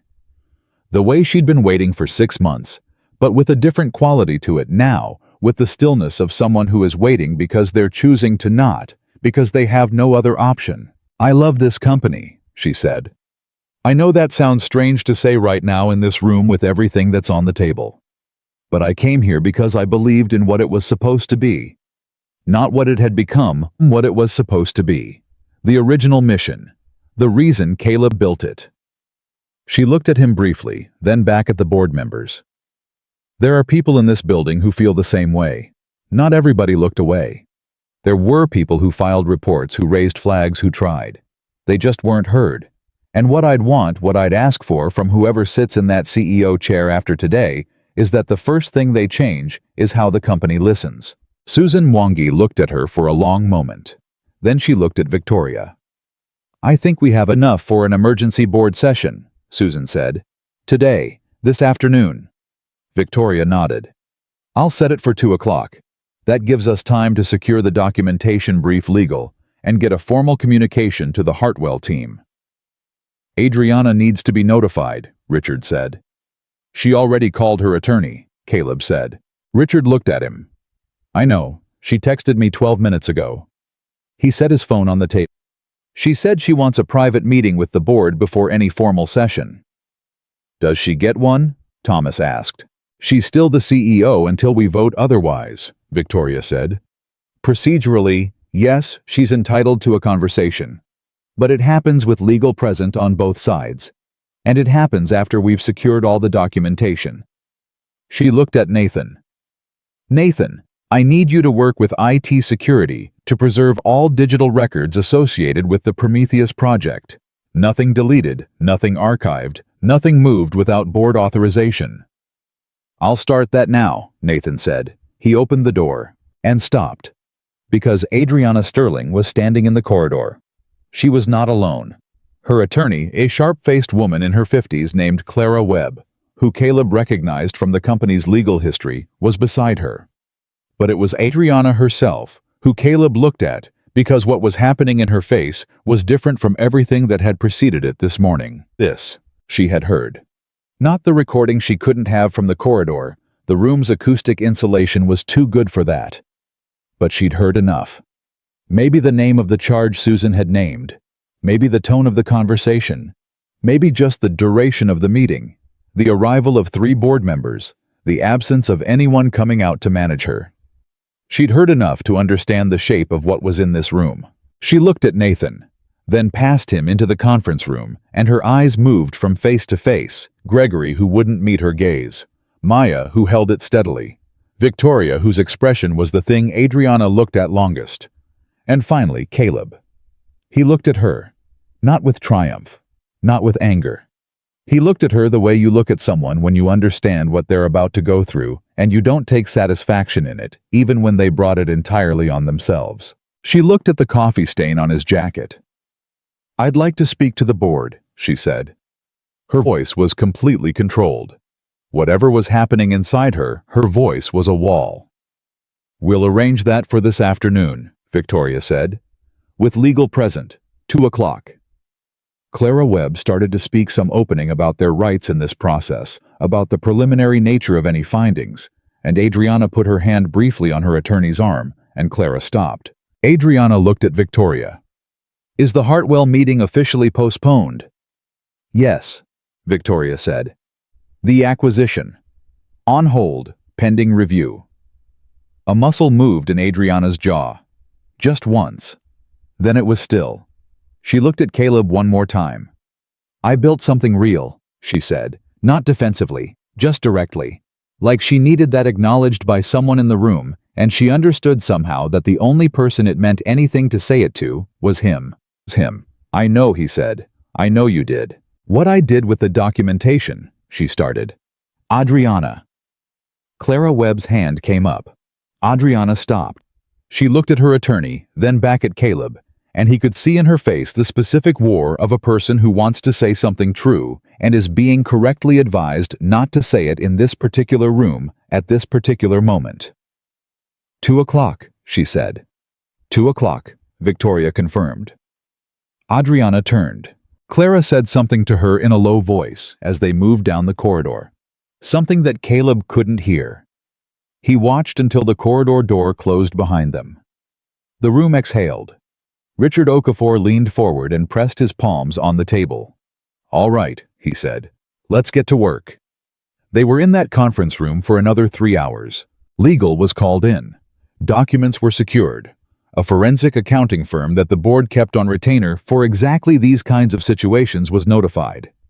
The Hartwell team received a formal letter of postponement that was carefully worded not to specify cause, because specifying cause at this stage would create legal exposure before the documentation chain was fully secured, but that made absolutely clear the deal was not proceeding on the current timeline. At 12:30, Caleb stepped out of the conference room for the first time since 9:15. He walked to the end of the corridor, where there was a window that looked out over the city, and he stood there for a moment, and he took out his phone. He typed a text to Emma. "It's going okay. Better than okay, I think. I'll explain tonight. How's school?" 3 minutes passed. Then her response came back. The way her responses always came back, immediate and complete, and more emotionally perceptive than any 12-year-old's response had any right to be. "Good. Mrs. Patterson let us have free reading period. I'm reading the one about the woman who found the forgery in the museum. I saved you a piece of the chocolate cake from lunch. It's in the fridge. Tell me everything tonight. Love you." He stood at the window reading the text. He read it twice. Then he put his phone in his pocket and let himself feel for just a moment the particular combination of exhaustion and rightness that comes from doing something difficult that needed to be done. Not the satisfaction of winning, not the relief of being over, because it wasn't over. The afternoon was going to be hard, and the weeks after that were going to be harder, but the specific grounded feeling of being in the right place, doing the right thing. Rachel would have had a word for it. She had words for everything specific and precise, and always slightly better than the words other people used for the same feeling. He thought she would have called it alignment. The feeling of being aligned with what you know matters. He stood at the window for another minute. Then he went back to work. Maya Bennett came to stand beside him briefly, on her way to a separate room, where legal was waiting to take her formal statement. She stopped when she reached him and looked out the window for a moment beside him. Two people standing in a corridor on the 30-something floor of a building that was in the process of being shaken to its foundation and reassembled into something different. "Is it always like this?" she asked. "When you do something that matters, I mean. Does it always feel like this much of everything at once?" Caleb thought about that honestly. "Yeah," he said. "In my experience, it does." She nodded like that was useful information. "I'm scared about what happens next," she said. "To my job, to my career, to whether any of this, Maya." He turned to look at her. "What you did took more than most people are capable of. Whatever happens next, that's true. And the people who matter, the ones who will be the colleagues and leaders worth working for, they'll know it." She looked at him. "How do you know who those people are?" she said. "They're the ones who show up when things are hard," he said. "You already know how to recognize them. You're one of them." She was quiet for a moment. Then she said, "Okay," and moved down the corridor toward the room where legal was waiting. Caleb turned back to the window. Outside 30-something floors below, the city moved the way it always moved. Inside in a conference room down the hall, the board of Valcor Dynamics was doing the work that boards are supposed to do when someone finally gives them the truth. And somewhere in the building, Adriana Sterling was sitting with her attorney preparing for a 2 o'clock meeting that was going to change every version of her future she had imagined. The morning had passed. The afternoon was coming, and Caleb Whitmore stood at the window in a coffee-stained jacket and thought about the things worth protecting and the people worth protecting them for, and the particular kind of courage it takes to walk into a room and tell the truth when the truth is inconvenient, expensive, and long overdue. The 2 o'clock board meeting was scheduled for the 44th floor in the room they called the Summit a name. Caleb hadn't chosen, and would never have chosen, because he'd always believed that naming a conference room after the top of a mountain said more about what a company worshipped than its founders intended. But the room had good acoustics, and a long table, and enough chairs for everyone who needed to be present. And on this particular afternoon, those practical qualities mattered more than anything symbolic. I was not supposed to be in the meeting.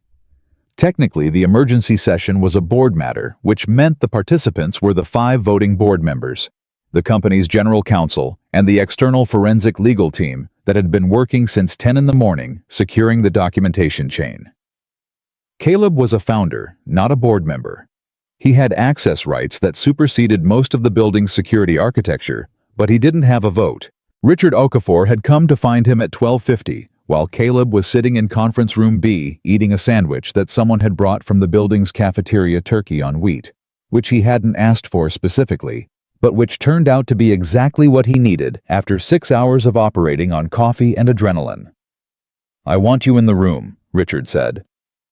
"I'm not a board member," Caleb said. "You're a material witness to a sequence of events that the board needs to fully understand.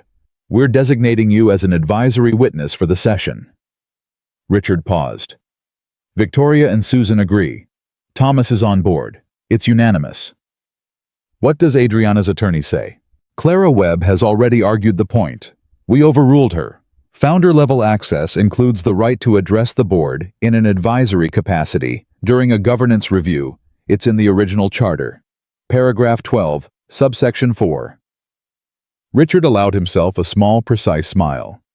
"You wrote that provision yourself."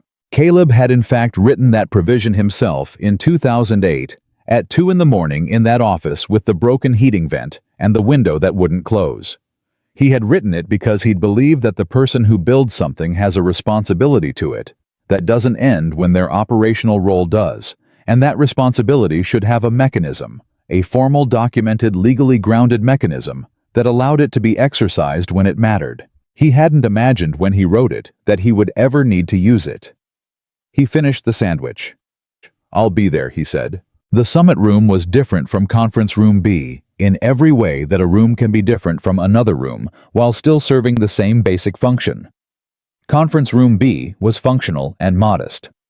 The summit was designed to project the particular confidence of an organization that had arrived somewhere and wanted visitors to know it. Long table, expensive chairs, a full wall of windows, the kind of ambient technology that made the room feel like it was always slightly anticipating what you needed next. Caleb walked in and took the chair that Richard indicated. One position to the right of the board arc slightly separated the physical positioning of someone present, but not voting. He set his toolbox on the floor beside him out of habit more than intention, and he put the manila folder on the table in front of him, and he looked at the room. The 5 board members were arranged along one arc of the table. Victoria at the center, Richard to her right, Susan and Thomas to her left, and the 5th member, a man named Frank Beaumont, who Caleb had met only twice at the far end. The general counsel, a careful man named Arthur Pinsky, who had been with the company for 4 years, sat adjacent to Victoria. 2 members of the external legal team sat near the door. Clara Webb was at the far end of the table.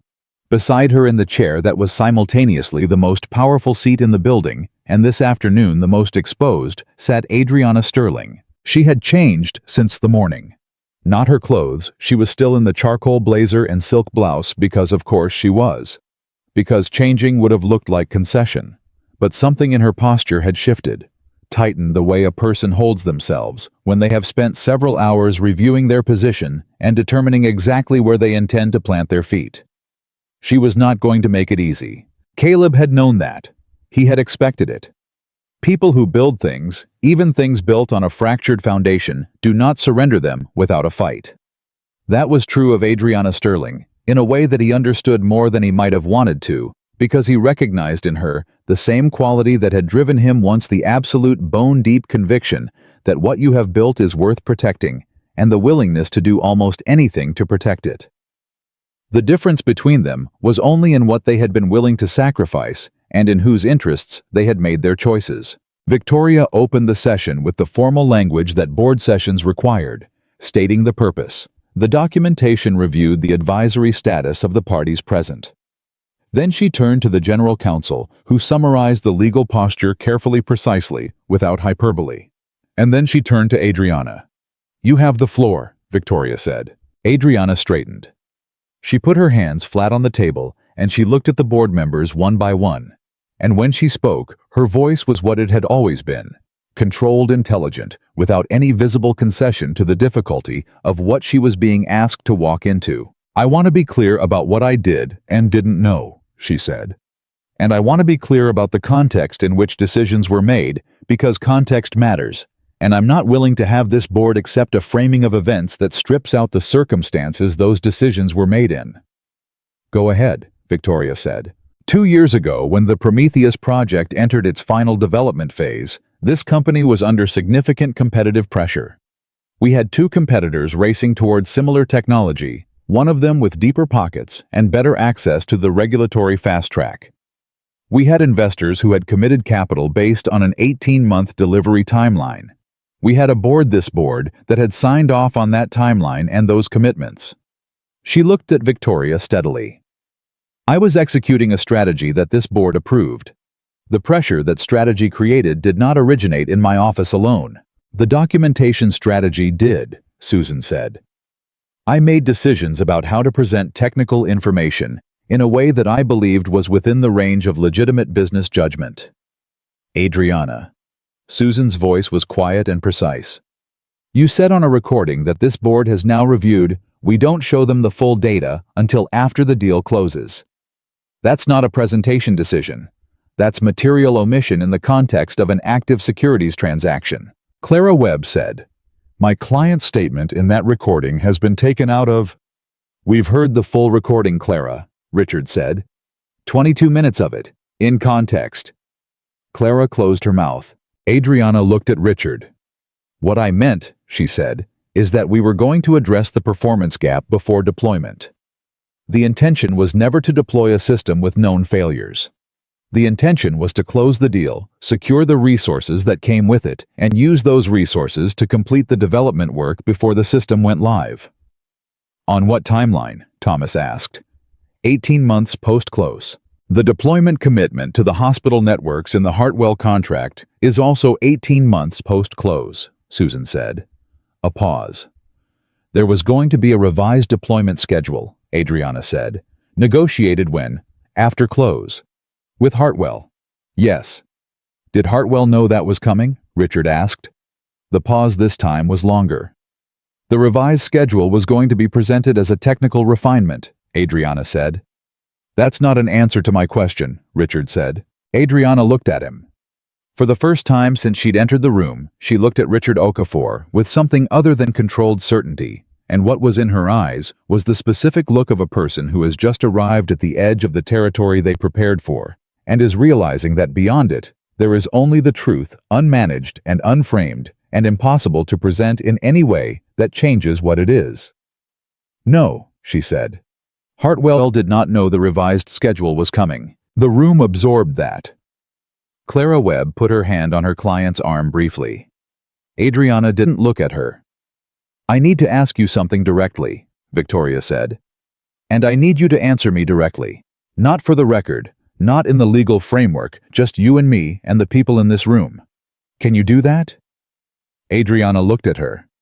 Something moved in her expression. Something that was almost relief. The relief of being asked to stop performing for a moment. Ask it, she said. Did you believe when you made those decisions that the people who would end up using the Prometheus system in those hospital networks would be safe? The silence that followed was the longest silence of the entire day. It was long enough for Caleb to become aware of his own breathing. Long enough for Richard Okafor to set down the pen he'd been holding. Long enough for Maya Bennett, who was sitting at the side wall as a secondary witness, to look at her hands. I believed, Adriana said very slowly, that we would fix it in time. That's not what I asked you, Victoria said. Another silence. No, Adriana said. I didn't know for certain they would be safe. I believed we would fix it, but I didn't know. Victoria nodded once. She didn't say anything else. She didn't have to. That answer was everything. Caleb looked at Adriana, and what he felt in that moment was complicated in a way he hadn't fully anticipated. He didn't feel satisfaction. He didn't feel vindication exactly. What he felt was closer to sorrow, the particular sorrow of watching someone who is genuinely capable of extraordinary things discover the exact place where they crossed a line they can't uncross. And understanding that the line was crossed not out of malice exactly, but out of the specific arrogance of believing that your intentions protect other people from the consequences of your actions. I thought about something his father had said to him once years ago in the kitchen of the house in Dayton, when Caleb was maybe 17 and had done something that he'd meant well and that had hurt someone anyway. His father had said, "Son, meaning well is the beginning. It is not the end. Other people do not live inside your intentions. They live inside your actions." He thought about that now. Then he did something that he hadn't planned to do, and that surprised the room and possibly surprised himself. He spoke. "May I say something?" he said. Victoria looked at him. "Go ahead." He looked at Adriana. Not the board, not the room. Her. "You weren't wrong about some of it," he said. "You grew this company in ways I'm not sure I could have. The international expansion, the enterprise partnerships, the product diversification.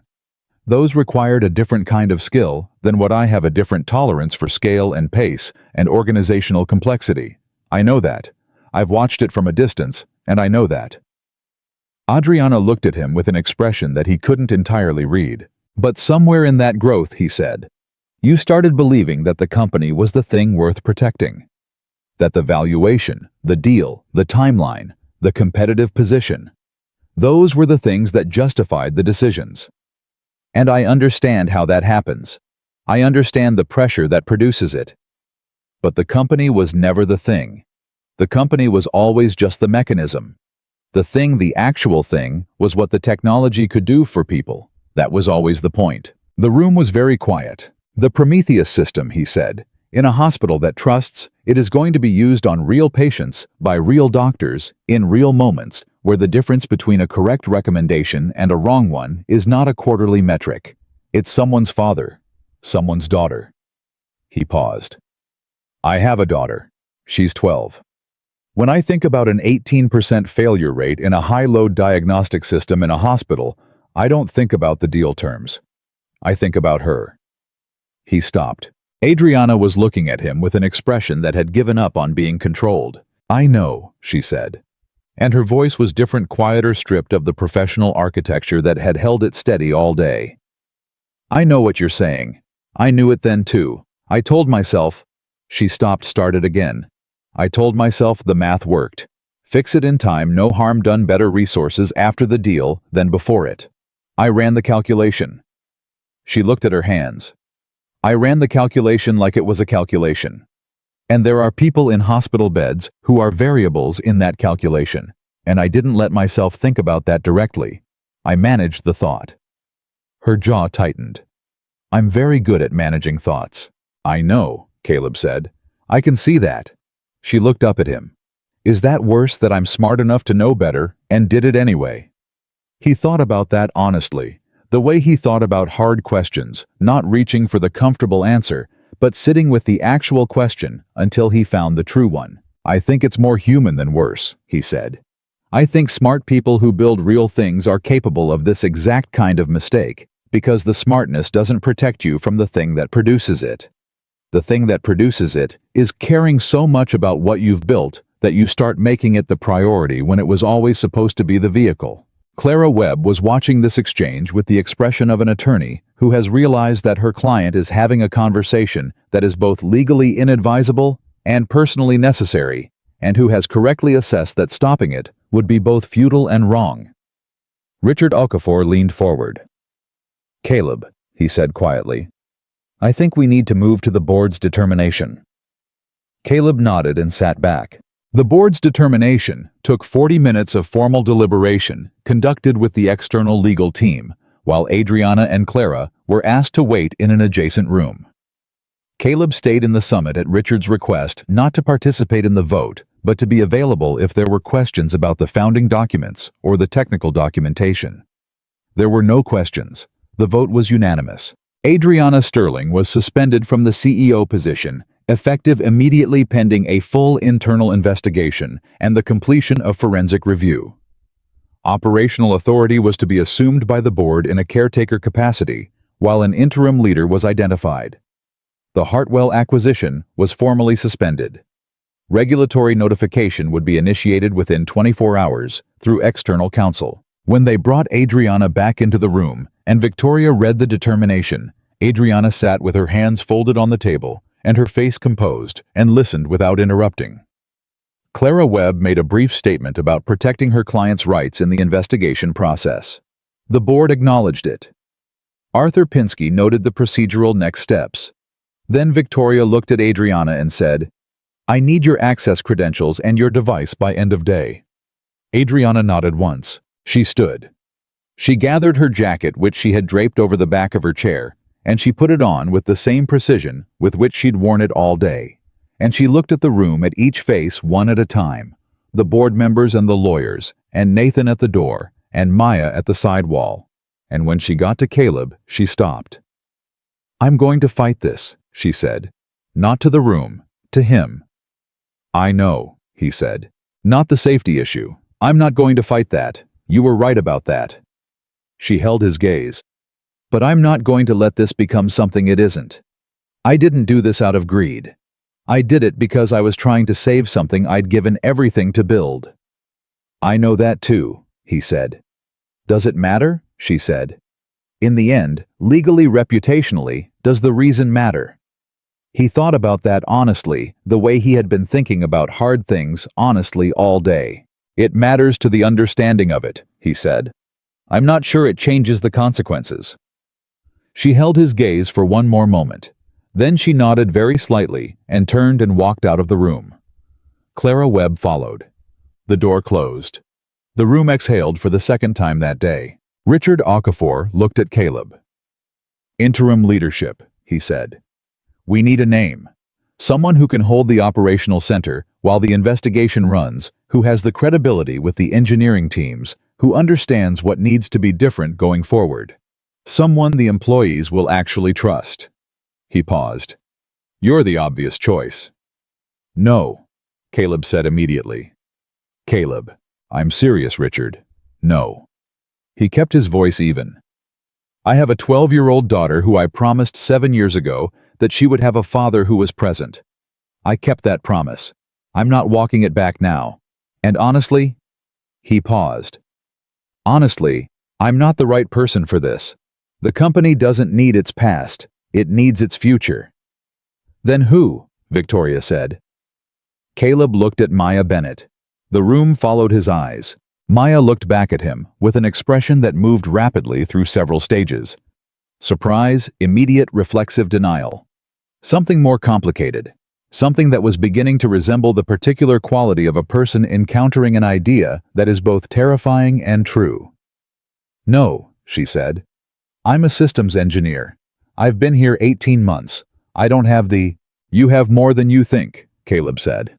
"You know the technical architecture better than anyone who isn't actively working on it. You know where the failures are, which means you know what fixing them requires. You have the trust of the engineering team, Because they watched you carry what you knew for 6 months and bring it here today. And you care about the right things. He paused. That last one is the hardest one to find. Caleb, Maya said. Her voice was not steady. I can't run a company. You're not being asked to run it permanently. You're being asked to hold it steady while the investigation runs and the board identifies a long-term path. You'll have full board support. Gregory Walsh has indicated he'll stay in an operational capacity to support the transition. He's not without responsibility in what happened here, but he's also not the architect of it, and he knows this company's operational structure better than anyone currently in the building. Maya looked at Gregory, who was sitting at the end of the table, with the particular expression of a man who has had a very long day and is prepared to do whatever is asked of him if it will help repair what he participated in failing to prevent. I'd support you, Gregory said simply. Fully, whatever you need. Maya looked at the board. At Victoria, who was watching her with the quiet attention of someone who has already made up her mind. At Richard, who was nodding slowly. At Susan, who said nothing but whose expression said the same thing Victoria's did. Then she looked at Caleb. Why me? She said. You could bring in someone with... Because this company was built on the idea that the people closest to the work are the people who understand it best, Caleb said. You proved that today. You proved it before today. For 6 months every day you carried what you knew and didn't let go of it.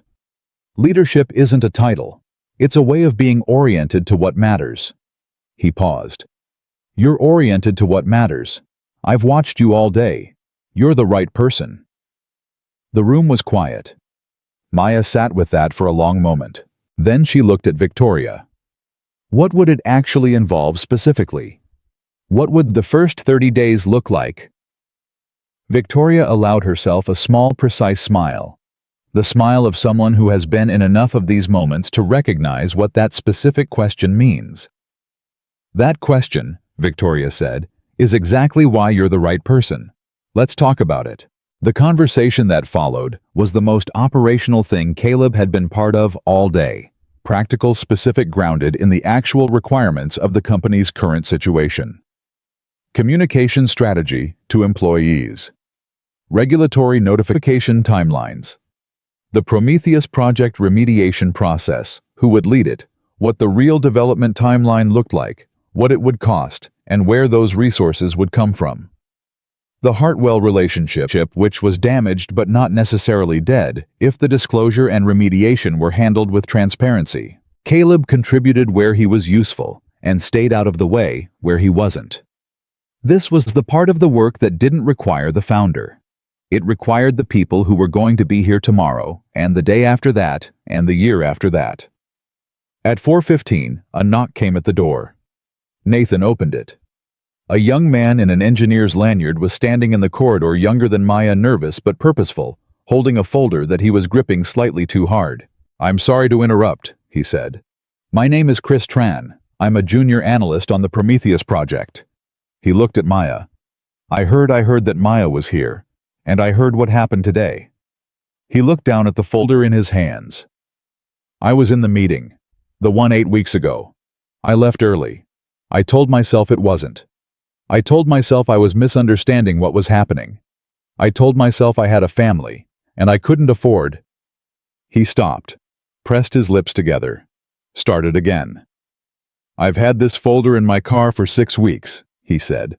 I printed everything and kept it in my car because I couldn't decide what to do with it. And then I heard about today, and I just... He looked up. I'm here now. I'm a little late, but I'm here now. Caleb looked at the young man standing in the doorway with his folder and his expression of terrified resolve, and thought about all the versions of courage that had been in this building today. Maya's sustained quiet 6-month courage. Gregory's too late but still real courage. Nathan's quiet competence in a moment that required more than competence. Victoria's steady institutional courage. And now this, a young man with a family and a mortgage and a folder he'd kept in his car for 6 weeks, showing up after the main event, because he couldn't not. Come in, Chris, he said. Chris Tran came into the room. The folder he'd kept in his car turned out to contain, among other things, a series of emails from 4 months prior, in which Harrison Wells had explicitly discussed the failure data with 3 members of the Prometheus project team, and instructed them on which portions were to be excluded from the investor summary. The emails established a paper trail that connected the documentation decision not just to Adriana's knowledge, but to a deliberate, coordinated effort across multiple levels of project leadership. Susan Mwangi looked at the emails for approximately 90 seconds. Then she looked at Arthur Pinsky. "We need to contact the SEC," she said. The afternoon had become evening without Caleb noticing. He was in a side room off the summit at 6 o'clock, talking to Richard Okafor about the founding charter provisions that would govern the interim leadership arrangement when his phone buzzed. "Emma.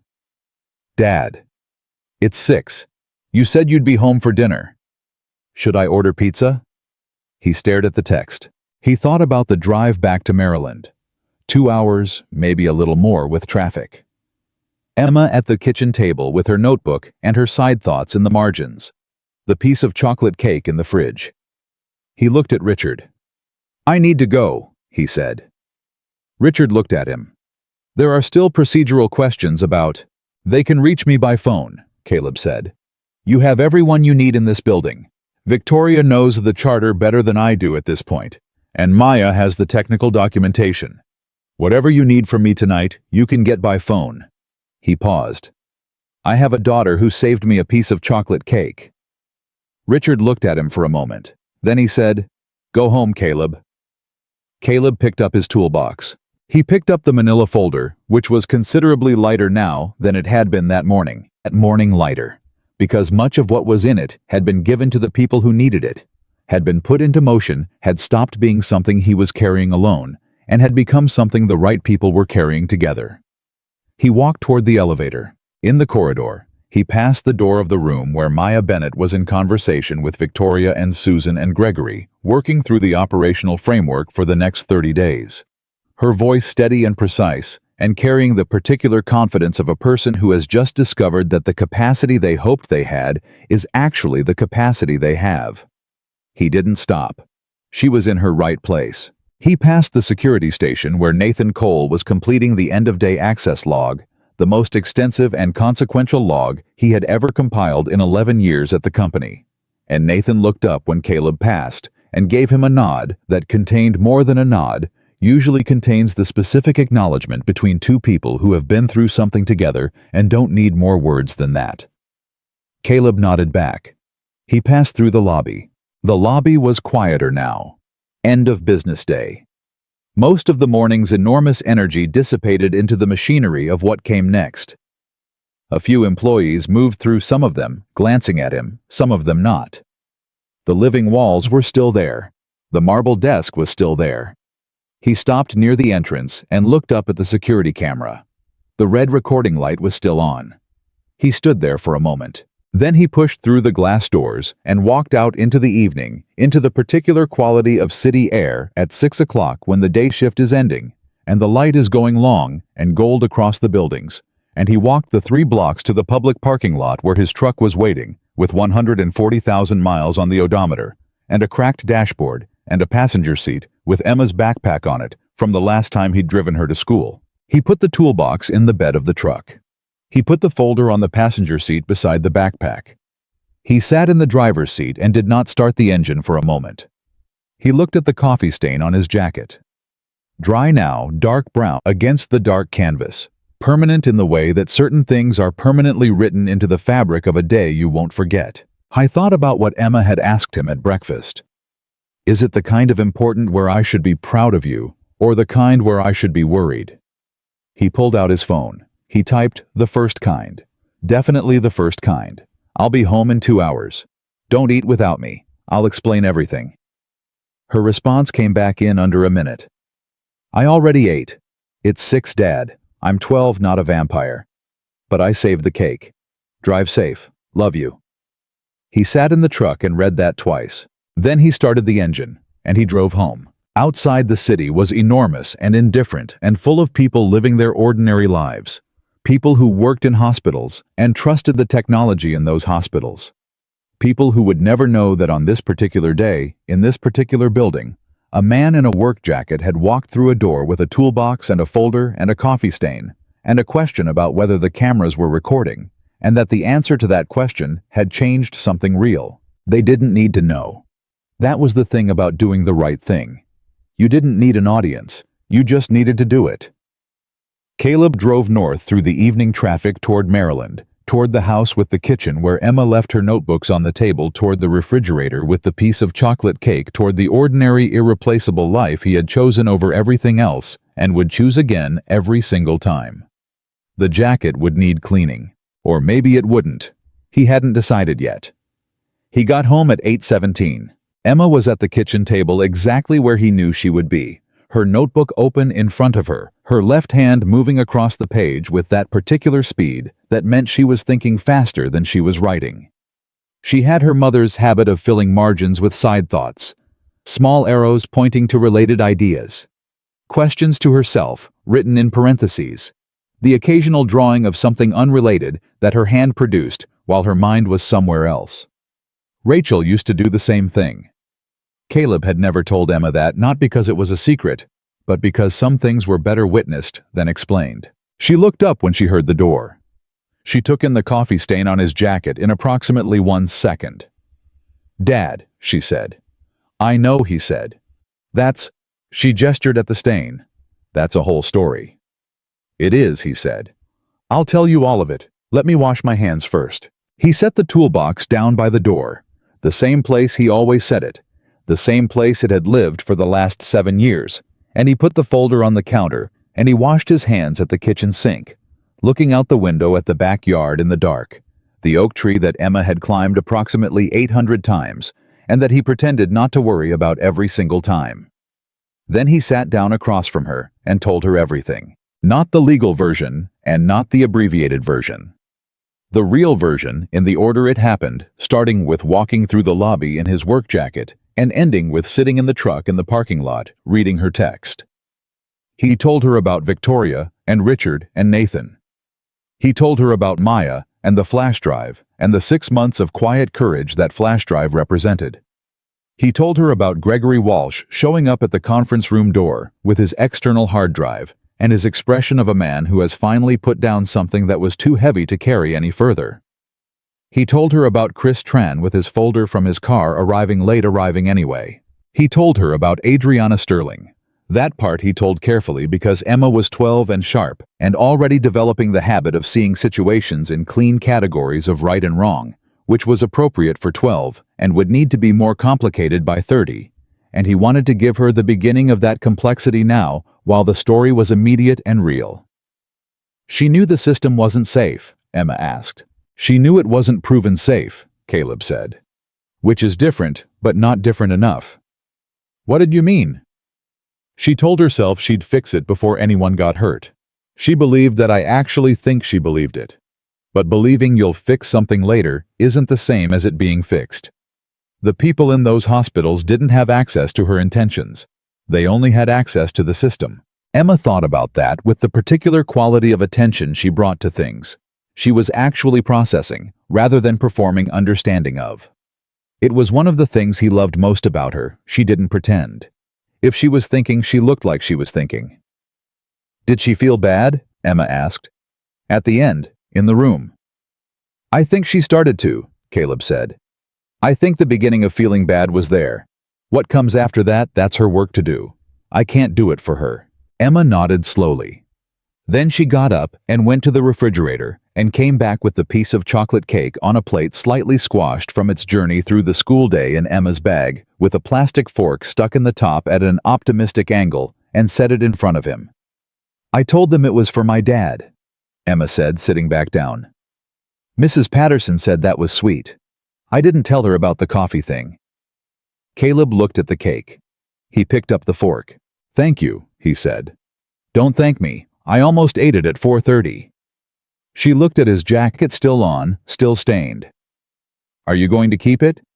The jacket. Yeah. He thought about that the same way he'd thought about it in the truck on the way home, in the incomplete way of someone who knows they have an answer somewhere and hasn't fully arrived at it yet. Yeah, he said. I think I am. Why? He took a bite of the cake. It was good, dense, and a little dry from the hours in her bag with frosting that had gone slightly stiff, and it was absolutely the best thing he had eaten all day. Because I don't want to forget what today felt like, he said. Not just the hard parts, all of it. The feeling of walking through that door and knowing what I knew and being the only person in that room who knew it. He paused. That feeling is worth remembering. It's worth keeping somewhere you can see it. Emma looked at the jacket, then at him. Mom would say that's either very healthy or very weird, she said. She would, Caleb agreed. She'd probably lean toward healthy, though. Yeah, Emma said. She would. They sat together at the kitchen table for another hour, not always talking the way they'd learned to be together in the years since Rachel, comfortable with the quiet, comfortable with the half-finished sentences, and the side thoughts, and the presence of each other, without needing to fill every moment with words. When Emma finally closed her notebook and pushed back from the table, she stopped in the kitchen doorway and looked at her father. I'm proud of you, she said, for what it's worth. It was worth everything. He didn't say that because he didn't need to. Get some sleep, he said. You too, she said. You look like a 100-year-old man. I feel like 101, he said. She laughed Rachel's laugh, which never stopped being both wonderful and devastating, and went to bed. Caleb sat alone at the kitchen table for a while longer. He looked at the folder on the counter. He thought about everything it had contained that morning and everything it represented. Now the documentation chain that was in the hands of the external legal team, the forensic accountants, the SEC notification that Susan Mwangi had initiated at 5:45 in the afternoon. He thought about Maya Bennett in a room on the 44th floor, working through the operational framework for 30 days of interim leadership with Victoria Hale. Across the table, learning in real time the shape of the thing she'd just agreed to do. He thought about the recording. Adriana's voice saying, "We don't show them the full data until after the deal closes." He thought about how many people had heard that sentence today in that room, and how many more would hear it in the months to come, and how it would become one of those specific sentences that gets cited in business school case studies and regulatory proceedings and corporate governance discussions for the next 20 years. One sentence from one meeting. 42 words that would carry consequence far longer than the meeting that produced them. I thought about the two engineers who had been managed out before Maya. He didn't know their names. He'd asked Nathan to find them.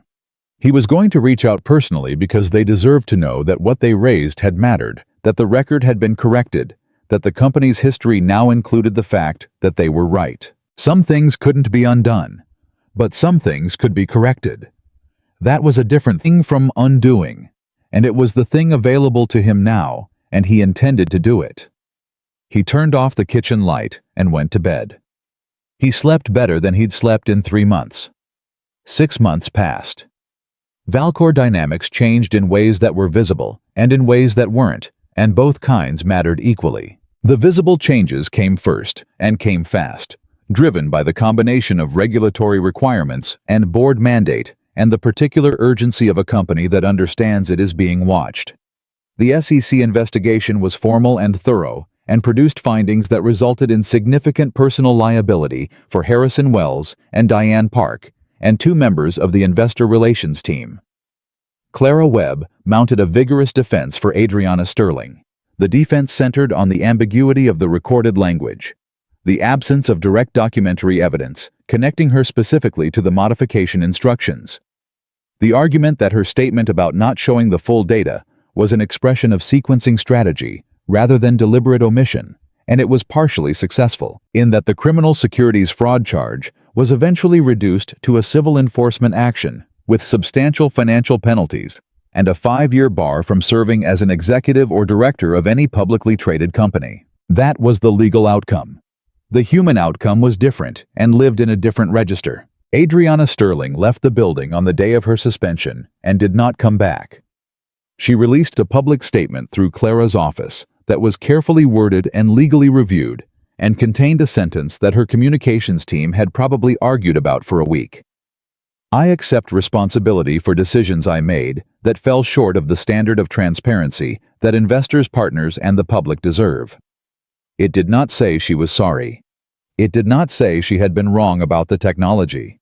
It said she accepted responsibility for a transparency failure, which was true, and was also the most she was apparently willing to put into a formal public statement. Privately, she sent a letter to Caleb. It arrived by mail, handwritten 3 weeks after the suspension, 7 paragraphs. He read it 3 times and then put it in the folder, the manila folder that now lived in the top drawer of his desk at home, thicker now than it had been that morning in the lobby, a record of the day and what it produced. He didn't respond immediately. He thought about what to say for 2 weeks. Then he wrote back, also by hand, also by mail, 4 paragraphs. He didn't say she'd done the right thing because she hadn't. He didn't say the punishment was fair because that wasn't his assessment to make. He said that he believed she was capable of doing something real with what she'd been through, and that he hoped she would, and that the company she'd built, the actual company, the growth and the reach and the things it had genuinely accomplished before it went sideways that mattered, and he wanted her to know he understood that. I wasn't sure whether it helped her. He was sure it was true, and in his experience, truth was the only useful material. Maya Bennett's 30 days became 60, and then 90, and then the board stopped counting days and started measuring by outcomes. She was named permanent CEO 7 months after the suspension, following a formal search process that considered 11 candidates and concluded that the most qualified person for the job had been running it for the past several months. The announcement generated significant press coverage. Most of it focused on her age and her relative inexperience and the unconventional path from systems engineer to chief executive. A few of the coverage pieces mentioned Caleb's role in recommending her. Several of them got details wrong, which was inevitable, and one of them ran a photograph of her at a press conference that she told Caleb later made her look like she'd been caught in the middle of saying something complicated, which was accurate because she had been. She called him the morning the announcement went public. "I need to tell you something," she said. "Okay," he said. "I'm terrified," she said. "Every day. I wake up terrified, and I go to work terrified, and I make decisions terrified. I'm not sure that's normal." "It's completely normal," he said. "It doesn't go away. It changes," he said. "After a while it stops feeling like terror and starts feeling more like," he thought about the right word, like weight. "You're always aware of it, but you learn to carry it without it controlling you." A pause. "How long did that take you?" she asked. "About 2 years," he said. "But you're starting with something I didn't have." "What's that?" "You already know what it costs when it goes wrong," he said. "I had to learn that. You already know it. That's not nothing. That's actually the most important thing." Another pause. "Okay," she said. "That helps." "Good." "Caleb." She stopped, started again. "Thank you. For all of it." "Don't thank me," he said.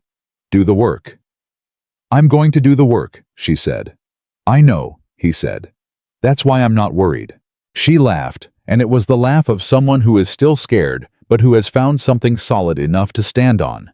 And he thought that was probably the best starting place available to any leader. He hung up and went back to what he had been doing before she called, which was sitting at the kitchen table, helping Emma with a history project about the labor movement that Emma was finding unexpectedly interesting, and that they had been talking about for 40 minutes, in the way they talked about things when the conversation was going somewhere genuine. The Prometheus project underwent a complete architectural review under a remediation team that Maya assembled with deliberate care engineers who had previously raised concerns and been ignored, now specifically recruited back into the process.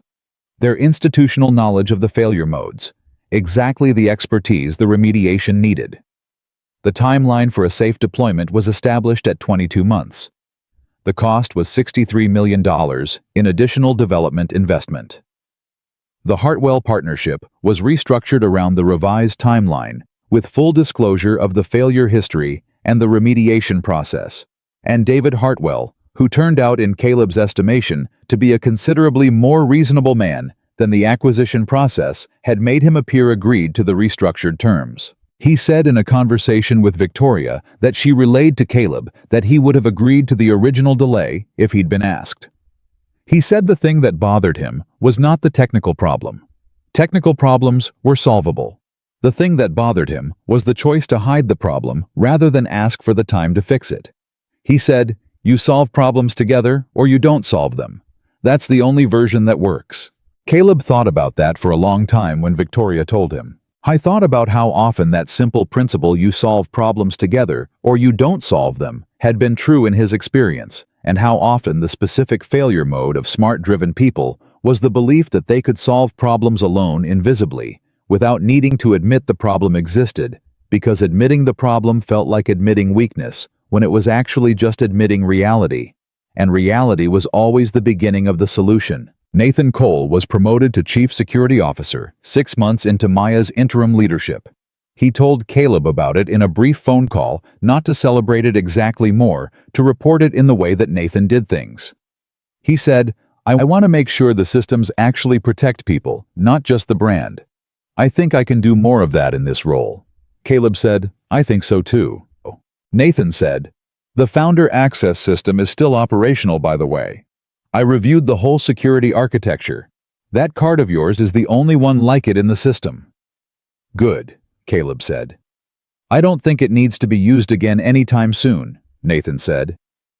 I hope you're right, Caleb said. The two engineers who had been managed out before Maya.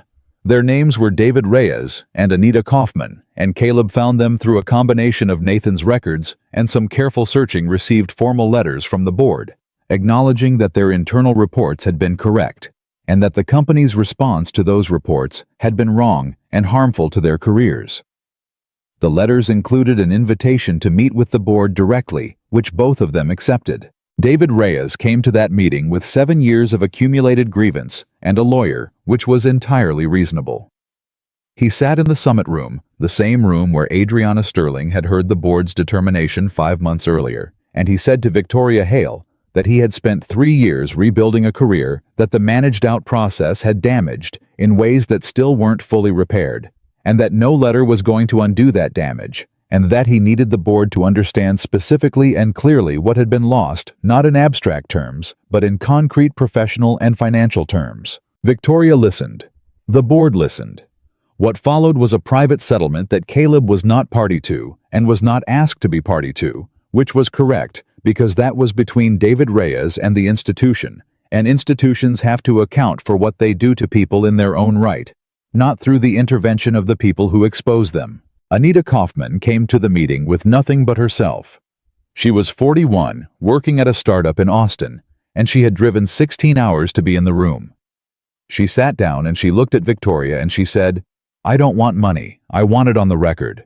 I want a formal acknowledgement in the company's own documentation that I raised a legitimate safety concern and was pushed out for raising it. I want that to exist. Because in 10 years, when someone is deciding whether to trust this company with something that matters to them, I want the fact that this company corrected its record to be findable. Victoria said, that will be done. Anita Kaufman nodded. She drove back to Austin the next morning. Caleb heard about that from Richard, and he sat with it for a long time. The particular form of integrity in what Anita had asked for. The understanding that what she needed was not compensation, but correction, not settlement, but record, the belief that the truth on the record mattered more than any payment, because the truth on the record was something that would outlast her career, and outlast the company, and outlast everyone in that room. He understood that belief completely. On a Tuesday evening, in October, 6 months and 3 weeks after the morning, Caleb walked through the lobby with his toolbox and his folder and his worn work jacket. He and Emma were sitting on the back porch after dinner. The October air sharp enough to make sitting outside require a jacket, but not sharp enough to make it uncomfortable. And Emma was reading the book about the woman who found the forgery in the museum, which had turned out to be so good that she was on her second read-through, and Caleb was not reading anything, just sitting with a cup of coffee and watching the oak tree in the backyard hold its leaves against the beginning of autumn. Emma looked up from her book.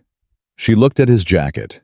He was wearing it, the same canvas jacket with the tear on the left sleeve that she'd asked him to fix, rather than throw away, with the coffee stain, darkened now to a deep brown that had become so much a part of the jacket's fabric that it looked in certain lights less like a stain than like a feature. You kept it, she said. I said I would.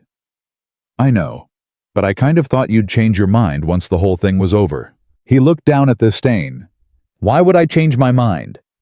Because usually people don't keep things that remind them of being humiliated, she said. That stain doesn't remind me of being humiliated, he said.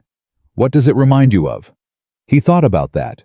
Really thought about it the way the question deserved, sitting with the oak tree, and the October air, and the cup of coffee, and 6 months of what had come after that morning. It reminds me that the world will make a judgment about you before it knows your story, he said. And that the judgment doesn't have to change what you know about yourself.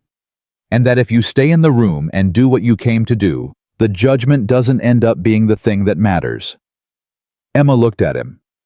That's kind of a lot to get from a coffee stain, she said. Your mom could get a whole philosophy out of a cup of tea, he said. I'm a little less efficient. I need a jacket. Emma smiled that smile, the one with Rachel's whole history in it, and went back to her book. Caleb sat on the porch and drank his coffee, and thought about the things that last, and the things that don't, and about what it means to build something, and what responsibility comes with that building, and about the particular version of courage that isn't dramatic or loud or visible from a distance, but that shows up in the form of a person walking into a room, knowing they might be thrown out of it, and walking in anyway, because the alternative is walking away from what matters. He thought about Maya Bennett at her desk on the 44th floor, carrying the weight of a company in the particular terrified and grounded way that she carried it, making decisions every day about what the company was going to be, and who it was going to protect, and what it was going to be worth in the only currency that didn't fluctuate. He thought about Nathan Cole reviewing security systems and making sure the architecture protected people before it protected appearances. I thought about Gregory Walsh doing the work of repairing what he had a hand in breaking, showing up every day with the specific discipline of someone who understands that the most honest thing available to them now is the doing of the right thing without being asked. I thought about David Reyes, wherever he was tonight, with his reconstructed career and his settled record, and the 7 years he'd spent not knowing whether raising the concern had meant anything at all beyond costing him his position. He thought about Anita Kaufman on the road back to Austin, with the thing she'd actually asked for, not money, not an apology, but a correction in the record, the truth written down in a permanent place. He thought about Chris Tran, who had been late, and had come anyway, and who was still at Valcor in the remediation team that Maya had assembled, doing the technical work of fixing the architecture that had failed those 47 times in those 6 trial periods, working with the specific urgency of someone who understands from personal experience what the cost of not fixing something is. He thought about Emma asking him at breakfast on the morning of that day whether the kind of important he was going to do was the kind she should be proud of, or the kind she should worry about. He had said the first kind. Hopefully. He had been right. The jacket stayed on his shoulders. The stain stayed on the jacket. The oak tree held its leaves against the October air. And somewhere in the city, in 37 hospital networks across 11 states, that would eventually, in 22 months and $63 million of corrected development work, receive a system they could actually trust. Ordinary people were living their ordinary lives with the unexamined confidence that the technology built to protect them had been built honestly and tested honestly and offered to them with the full truth of what it could and couldn't do. They would never know how close that hadn't been true. They would never know about the lobby, or the coffee, or the card, or the recording, or the long afternoon in a conference room where the truth was finally put on the table and left there. They didn't need to know. That was the whole point. A title does not make someone valuable. A bank account does not make someone important. A building's size does not measure the integrity of what happens inside it. And a man's jacket does not tell you the first true thing about the man wearing it, and the people who judge quickly and loudly are almost always judging a story they haven't finished reading. But the ones who stay in the room, the ones who carry what they know until the right moment, who show up with their documentation and their quiet voices and their worn jackets and their 6 weeks of a flash drive in a coat pocket, who come late with their folders from their cars because they couldn't not, who sit in boardrooms and tell the truth at cost to themselves, who build things and walk away from them to raise their children and come back when those things need protecting. Those people are the ones the story actually turns on, not the title, not the badge, not the valuation or the acquisition price or the marble lobby or the 44 floors of glass and steel. The people. The ones who understood from the beginning that the company was never the thing. The thing was always what the company was built to do for someone else. And that was worth walking back into any room for, every single time.